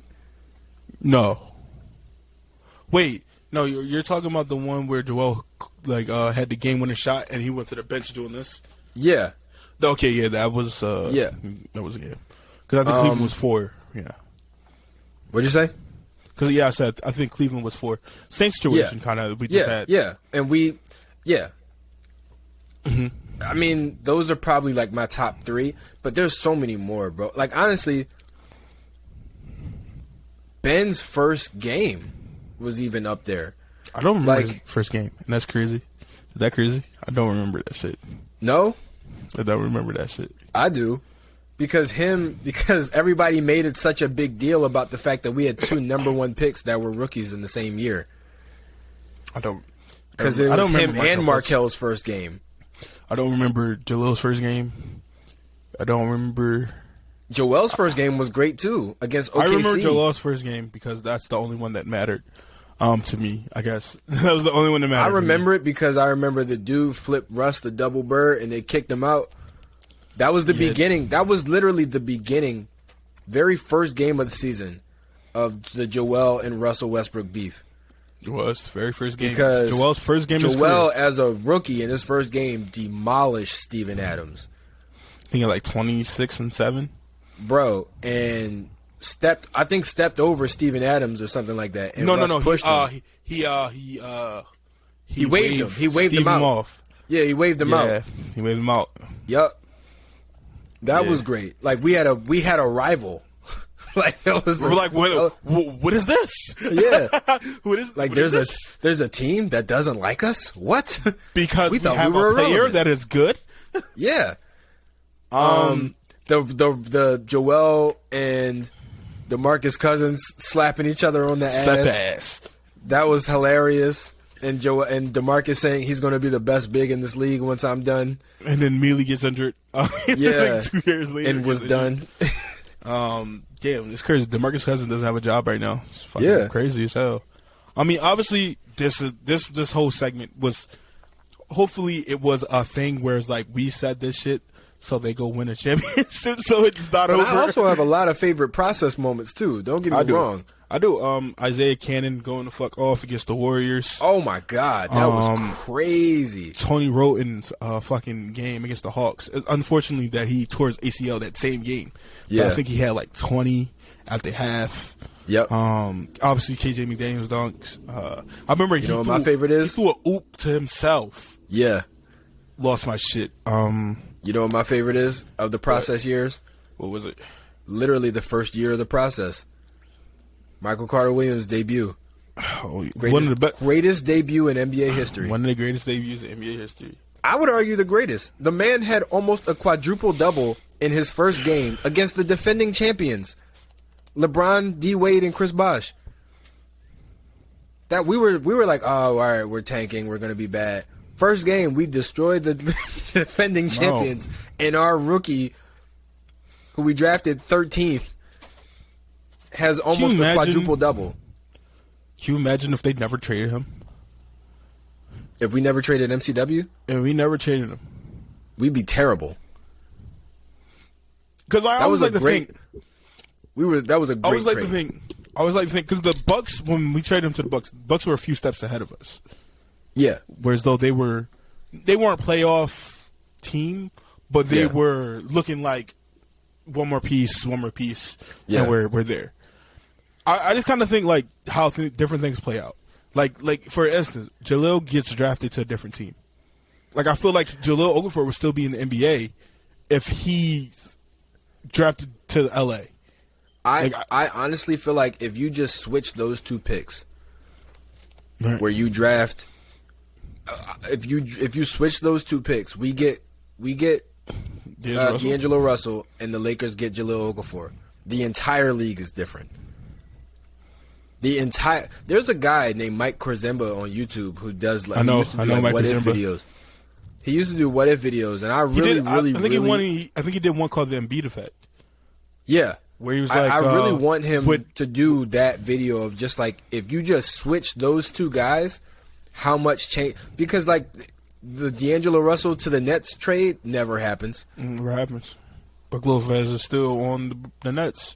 Like all these different things. The Sixers might not get Joel. No, that was after. I'm sorry, not Joel, Ben. And I would have loved it. Like, imagine if because we get D'Angelo, because remember we drafted Jalil as insurance, but we already had Joel and Nerlens. We already had bigs. We drafted Jalil as insurance for Joel. Right, but imagine if we knew Joel was going to be what he was, and we managed to get D'Angelo Russell. Like, we probably win at least 2 more games because the very next year, remember, we set the record for the least wins in a season. Yeah. So we probably win at least a few more games. What if we end up with the second pick instead of the first and we get Brandon Ingram? So that was Joel. Brandon Ingram, Joel Embiid, D'Angelo Russell, Dario Saric. See, I don't think we get Dario. Yeah, we drafted Dario the same year as Joel. We traded for Dario in the draft. But if you traded Elfrid Payton, right? So if you have Nerlens, right, and you have Joel, would you trade for then Dario? No. We got Dario. Oh yeah, Dario and Joel was the same one. Yeah, that was the same draft. That was the year before. So there were definitely a need for Jalil. We would have the center, Joel Embiid, Dario Saric at power forward, Brandon Ingram at small forward, D'Angelo Russell at 2/1. That would be our young core. Going back and looking at all the but then for the Lakers, they get. I mean, the Lakers would be fucked because they probably get Jalil Okafor and then Ben Simmons. See, this is the thing. I think that would be better for Ben Simmons because like a lot of my things. A lot of my thing with Ben Simmons is I feel as though Ben was. I hate that I'm defending Ben Simmons. Ben got thrust into a place where obviously he was weren't supposed to win. Yeah, we weren't not supposed to win, but we started winning. Your first year, we're a 3rd seed. That's not supposed to happen. Yeah, this is not supposed to be a thing. We're a 3rd seed, and I feel like because we won out the gate. Yeah. Ben was like, all right, let me play it safe, rather than if he goes to a team like Lakers, which would be still in that rebuild, they wouldn't have had that. Ben would probably be just experimenting. He would have no expectations until LeBron came in 2019. And what if LeBron even come? Well, I think he would have, but then Ben is a part of the AD trade. It's so much what ifs, like because that one thing could change the entire fucking league.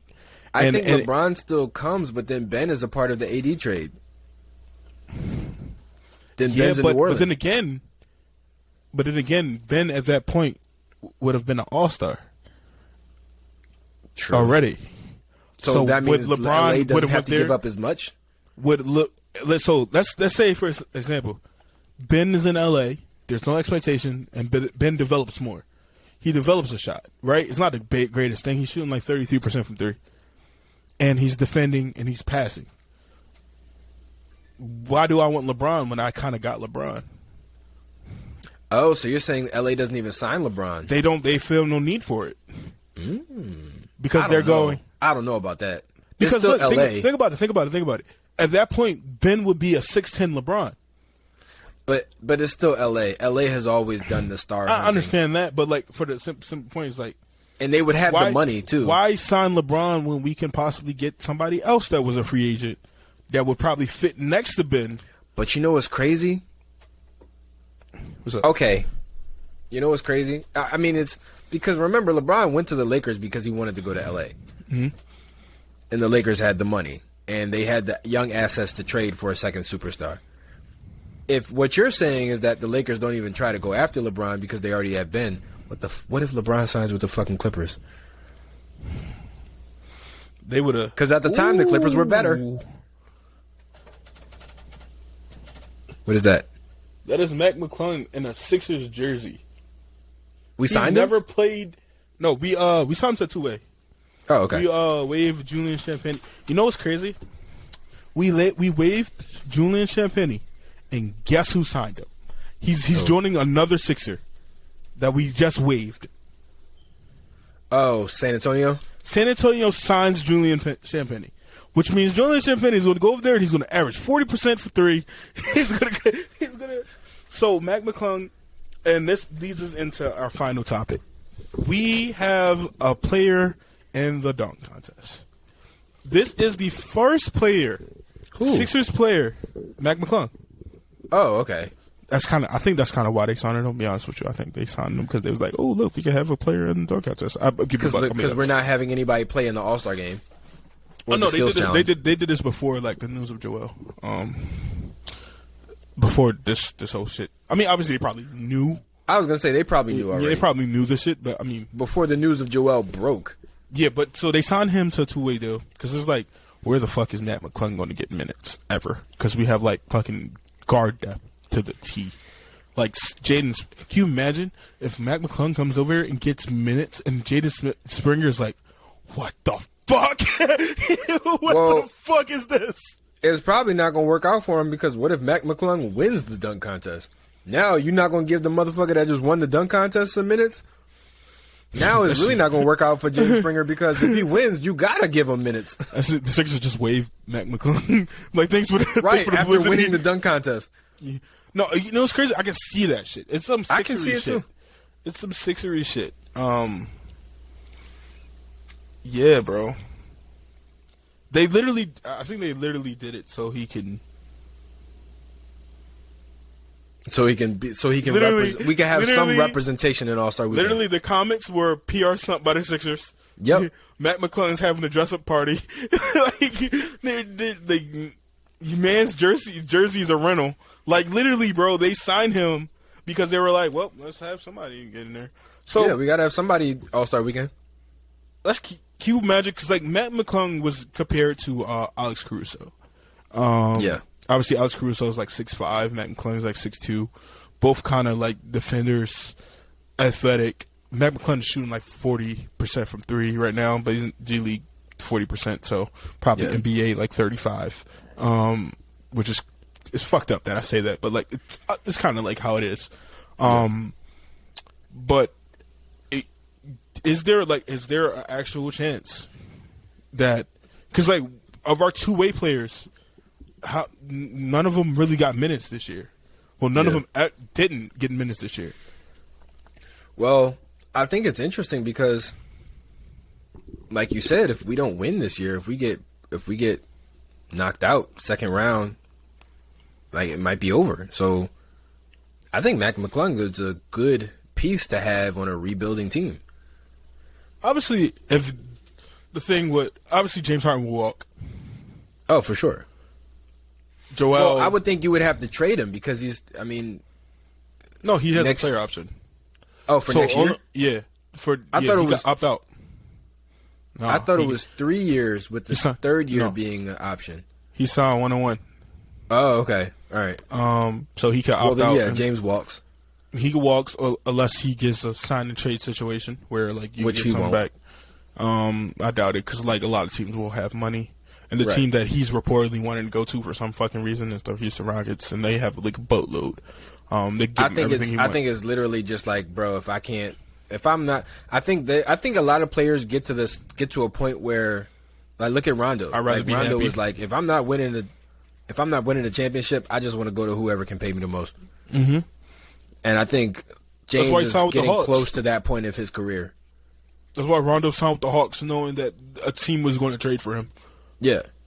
I think James is getting close to that point in his career where he's just like, I've tried, I've been the guy next to the guy. Let me go be happy, right? Let me just go be happy. Let me just go to the city that I love with the strip clubs that have done me so well. That I've invested so much money into. Yeah. Let me check on these strippers that I'm putting through college. See how their nursing careers are doing. Right. Yeah. And, but like, just I settle don't down. I don't really want to think about it, but it's obviously a possibility. Like, that's obviously a possibility. It's now, like, let me ask you this: if we do blow it up, where does Joel get traded to? I think Joel ends up in New Orleans. New Orleans? Because you got to think about what's the best team with pick equity that he could go compete in, but also have picks to trade. Because they still have picks from Los Angeles. They still have picks from they did another trade. They got a pick from Charlotte because the Devontae Smith, Devontae Graham trade. So they got picks, and they're the best team that Joel can go to and also compete. So New Orleans, I think the team he would want to see. This is the whole thing. I think the Sixers would honor wherever Joel wants to go, and I think they would just take the brunt of it and then end up trading other pieces, and that's where they're going to get their picks, or they would make it like a 3-teamer, where they get their picks from like one team and they send like D'Anthony Melton. And I mean, D'Anthony Melton is kind of young, but I feel like he's not a piece to have on your team. He's a championship piece. He's not a rebuild piece. Yeah. You know what I mean? I think Tyrese Maxey is the build piece that you go, all right, Tyrese. Like, this is, I mean, and that puts us in a good situation because Tyrese is like 20 days older than me. So he's 22, which means you go, hey, Joel, we tried. Tyrese, here's the keys. Because Tyrese has all-star potential. So we already starting off better than we ever did with the process because we already have a guy who is proven. And we're just going, let's acquire picks. Well, I actually think, I feel like the Sixers wouldn't even rebuild, for real. I think the Sixers would retool. I think they would rebuild. I think they would retool. Because why would you rebuild with the, I mean, I guess kind of Shea. They kind of doing that with OKC. They rebuild it, even though Shea was kind of on above everything they had there. So I guess, I guess so. I think you trade him. I think Miami. I don't think you get as many picks back, but I would think go Miami. Bam. Get Bam Adebayo. Yeah. Tyler Hero. And the 2029 first This round unprotected. This is the craziest part.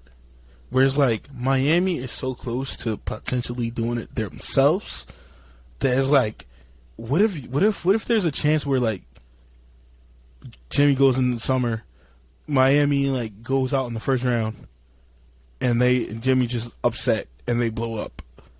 And then Jimmy's magically back on the Sixers. This is where he wants to go. Tobias is on the fucking Heat. Like, it's just so, it's like, I see it one way, and then it always happens like this. I see things one way, and then it happens fucking out of the fucking left field shit. I mean, listen, after this year, see, here's the thing. After this year, Tobias is on an expiring. He is this year and then one more year. Jimmy's making the same amount of money, but he's got 4 years left. Mm-hmm. If you're Miami and you want to retool, not necessarily rebuild, but retool. Because we still have that 2029.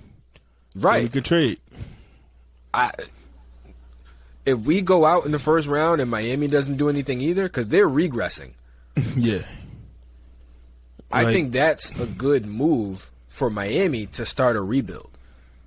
You get Tobias Harris and a 2029 first rounder for Jimmy Butler, straight up. And that's the thing. If something happened like that where, like, let's take that back. If something happens like Joel wants to go to Miami, Miami doesn't have picks to go, oh, we want to keep Bam. We want to keep Tyler. They don't have picks. They don't have the leverage to go, we want to keep these players because it's like you don't have picks to give us. You don't have picks to give us in exchange. You got no one of these motherfuckers, at least one of these motherfuckers, and I think it will be Bam. Get those Kentucky boys back together.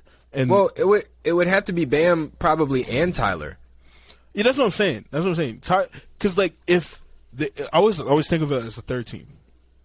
It would. I feel like I would say either Bam and Tyler or Bam and Nikola. Because nobody gets traded straight up. No. I mean, Kevin Durant is a thing because they had to do it last minute. But like, if you know, Kevin Durant's never gotten traded straight up. No, he got traded straight up. For who? I mean, not like straight up, like player for player. Oh, okay. I mean, like in one trade, it's just this team and this team.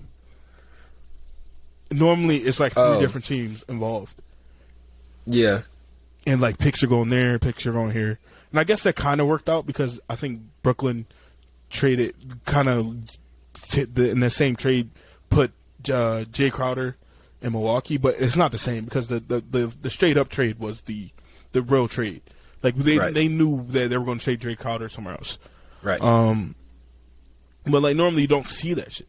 Like even the Anthony Davis trade was a multiple team trade. Like it's normally that because like you got all the pieces that you don't want or that the other team don't want has to go somewhere. Yeah. You know what I mean? Like players that don't meet. Like if I'm rebuilding, if I'm trading my best player and you're trying to trade me somebody who's 34, I don't want that shit. Go here and give me picks for this guy because he fits your timeline, not mine. So it's always like some shit like that. Yeah.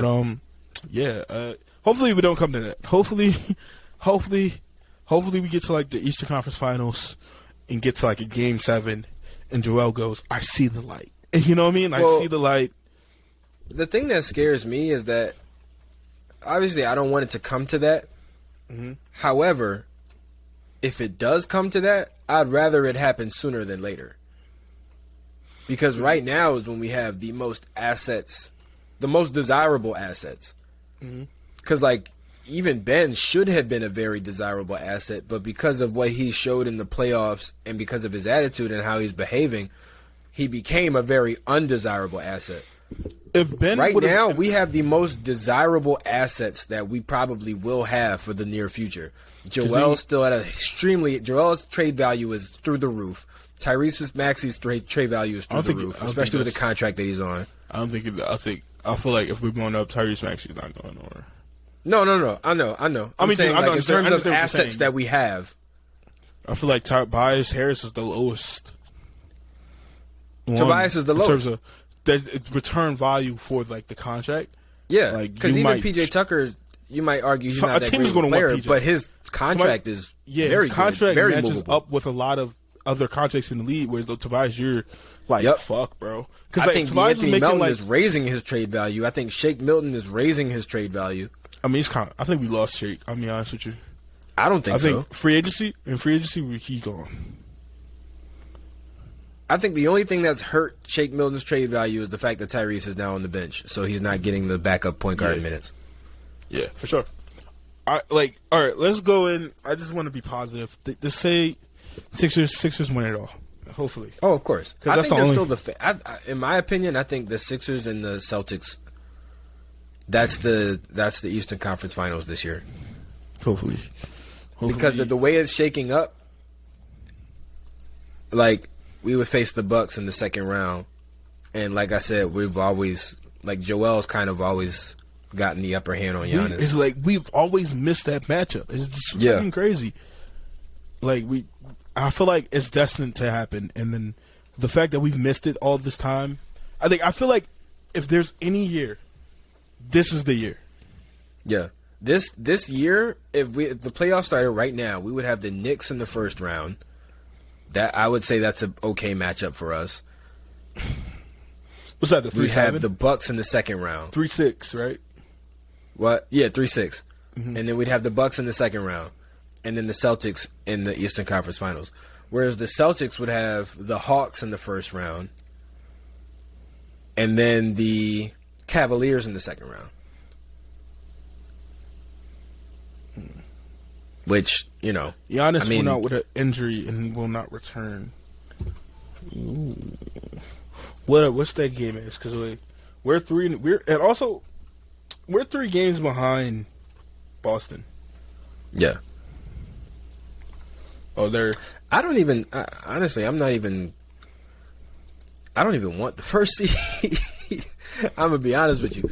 Like the way the East is looking right now, it's not that much of a difference in terms of quality opponents between the 1-8. So Celtics, Hawks, Bucks, Heat.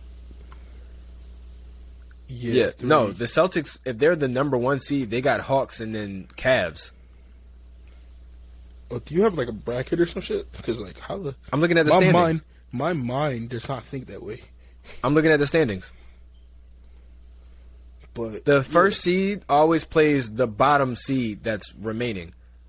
So I know first round it's 1-8. Second round it's 1-4. You don't know how the fuck you can do that shit in your head. I cannot. Marquise, I can't hear you. You got to get closer to the mic. I don't know. No, I was speaking low. I don't know how the fuck. My mind is like I'm trying to put them in their brackets, and my mind is like, no, no, we're not doing this. It is 9:00. What are you doing? It's always just the top versus the bottom, and then second from the top versus second from the top, second from the bottom. No, I know that. I'm trying to put it in their like brackets on their sides in my head. Oh, yeah. Talking about East and West? No, I'm talking about like the bracket because 1 versus 4, 1 versus 8, and 2 versus 7. 2 versus 7. They're 2 different brackets. They're on one is on one side, the other one is on the other side. No, they're on the same. Oh, you're talking about if you're doing just the Eastern Conference. Oh, yeah. Okay. I thought you meant the total playoff bracket. I was no. They're on the same side, and on the other side is the West. I'm saying, because if you're the first seed, you have to say the 4th seed. Let's just say the best, the highest seed moves on. Yeah. You're first, you're going to see the 4th. Versus if you're a second, you're going to see the 3rd. Right. So the Celtics route would be Hawks then Cavs. Ours would be Knicks then Bucks. Yeah, which I'm down with. Yeah, me too. I want to see the those Bucks. Those both seem like winnable series to me.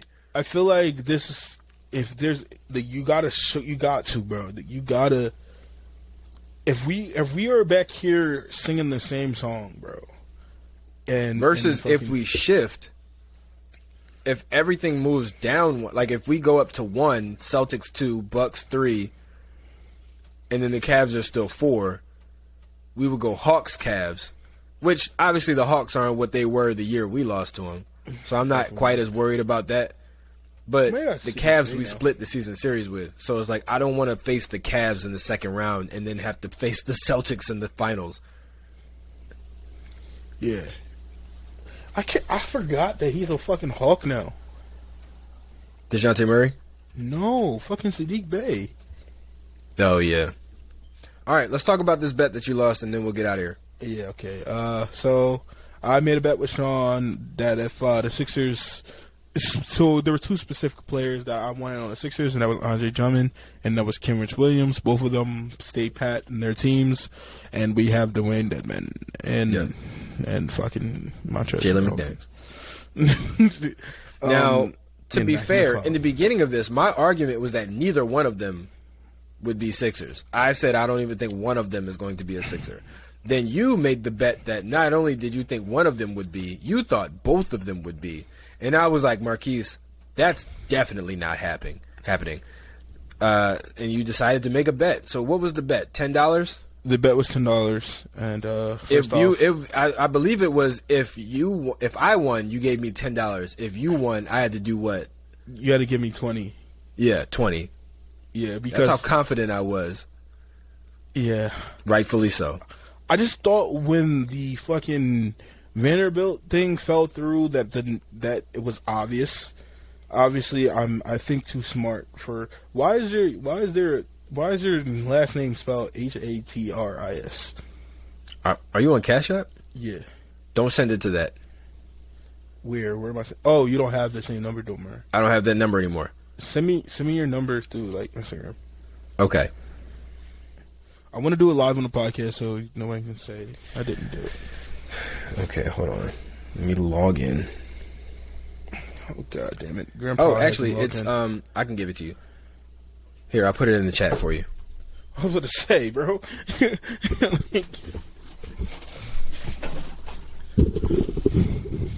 I gotta go to the chat.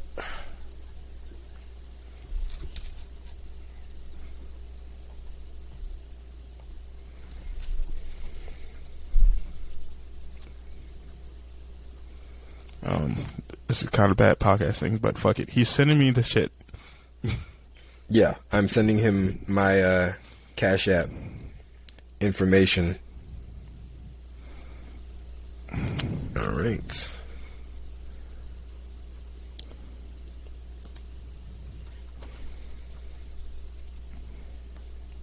Oh, okay. You just put your actual Cash App tag. I thought you was going to put your number in there. I mean, same thing, right? Same difference.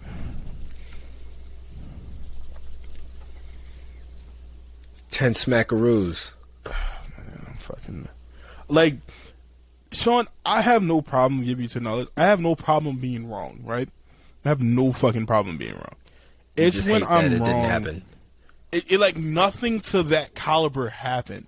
Nope. Whereas like you're just waiting.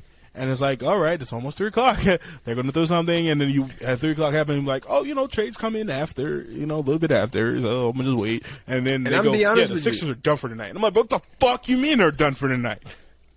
I'm going to be honest with you. With us being the 3rd seed, and even with Joel and James and Tyrese missing as many games as they did, I knew they weren't going to make any big changes.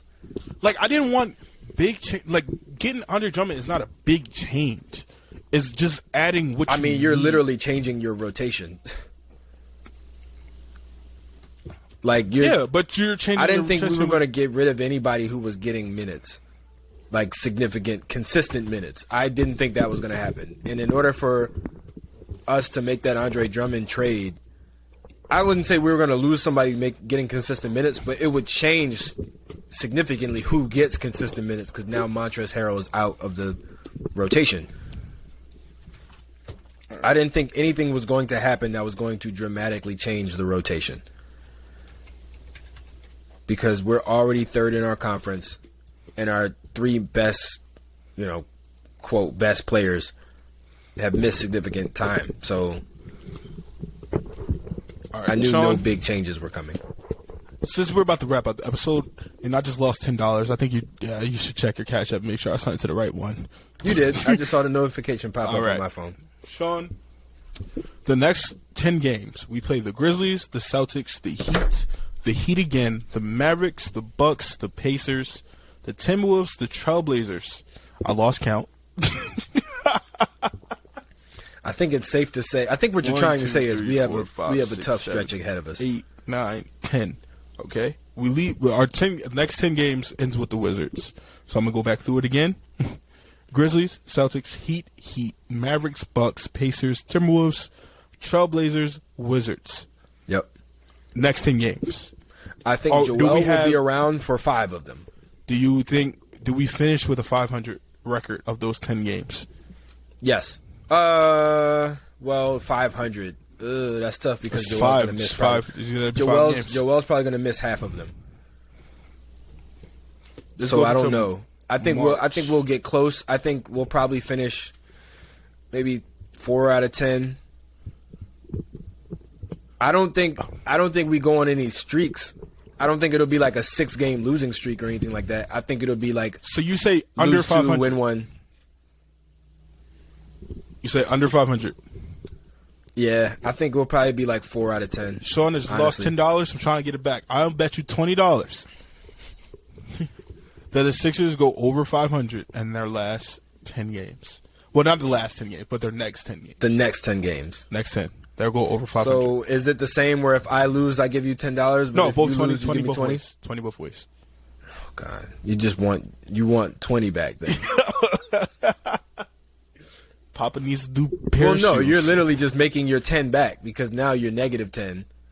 So you'll go from negative 10 to positive 10. Yeah. But it's also a thing that just keeps us up up to date with the shit, and it makes things shit more interesting. And it's $20. Okay, we're both rich. We can both do live it. in mansions. Yep.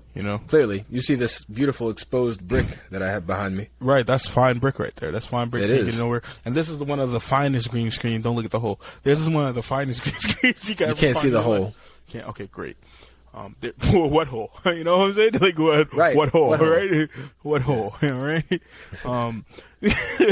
So wrap this shit up, bro. All right. Well, ladies and gentlemen, that was another episode of the Untitled Hoops podcast. I think we might have just set a record. I think that was our longest episode yet. No, I think we did like 240 Once, okay. in the beginning. I think our first episode was like 2 hours and 40 minutes. Oh, all right. Damn. Well, Yeah. second We had place. a lot to get out that day. Pause. Anyway, we're going to go ahead and wrap this up. As always, if you want to see more of these episodes, you can check us out on YouTube or head over to our website, blackflagent.com, to see not only more episodes of this podcast, but other cool podcasts and other videos and content that we put out. You can also check out the store to see some of our merch. We have cool Lowlights merch, Lowlights Network merch, and some other stuff. Marquise is working on a shirt that will not have any potential legal issues involved Can't say in it. push dot because it doesn't work, and it just makes me sad that we can't do it. My legal team told me, Yep. we can't do it because it is against the rules and regulation and shit, and it's also a crime and a misdemeanor. Yeah, so we're not going to do that. But we do have other merch that is available for purchase. So you I'm can go working ahead on and some check other that shit. out, see what you like. Also, leave us suggestions. We're always looking to add more stuff to the store. Unless So it's something we don't like, then we'll say no. Yeah, of course. But don't hesitate to make a suggestion.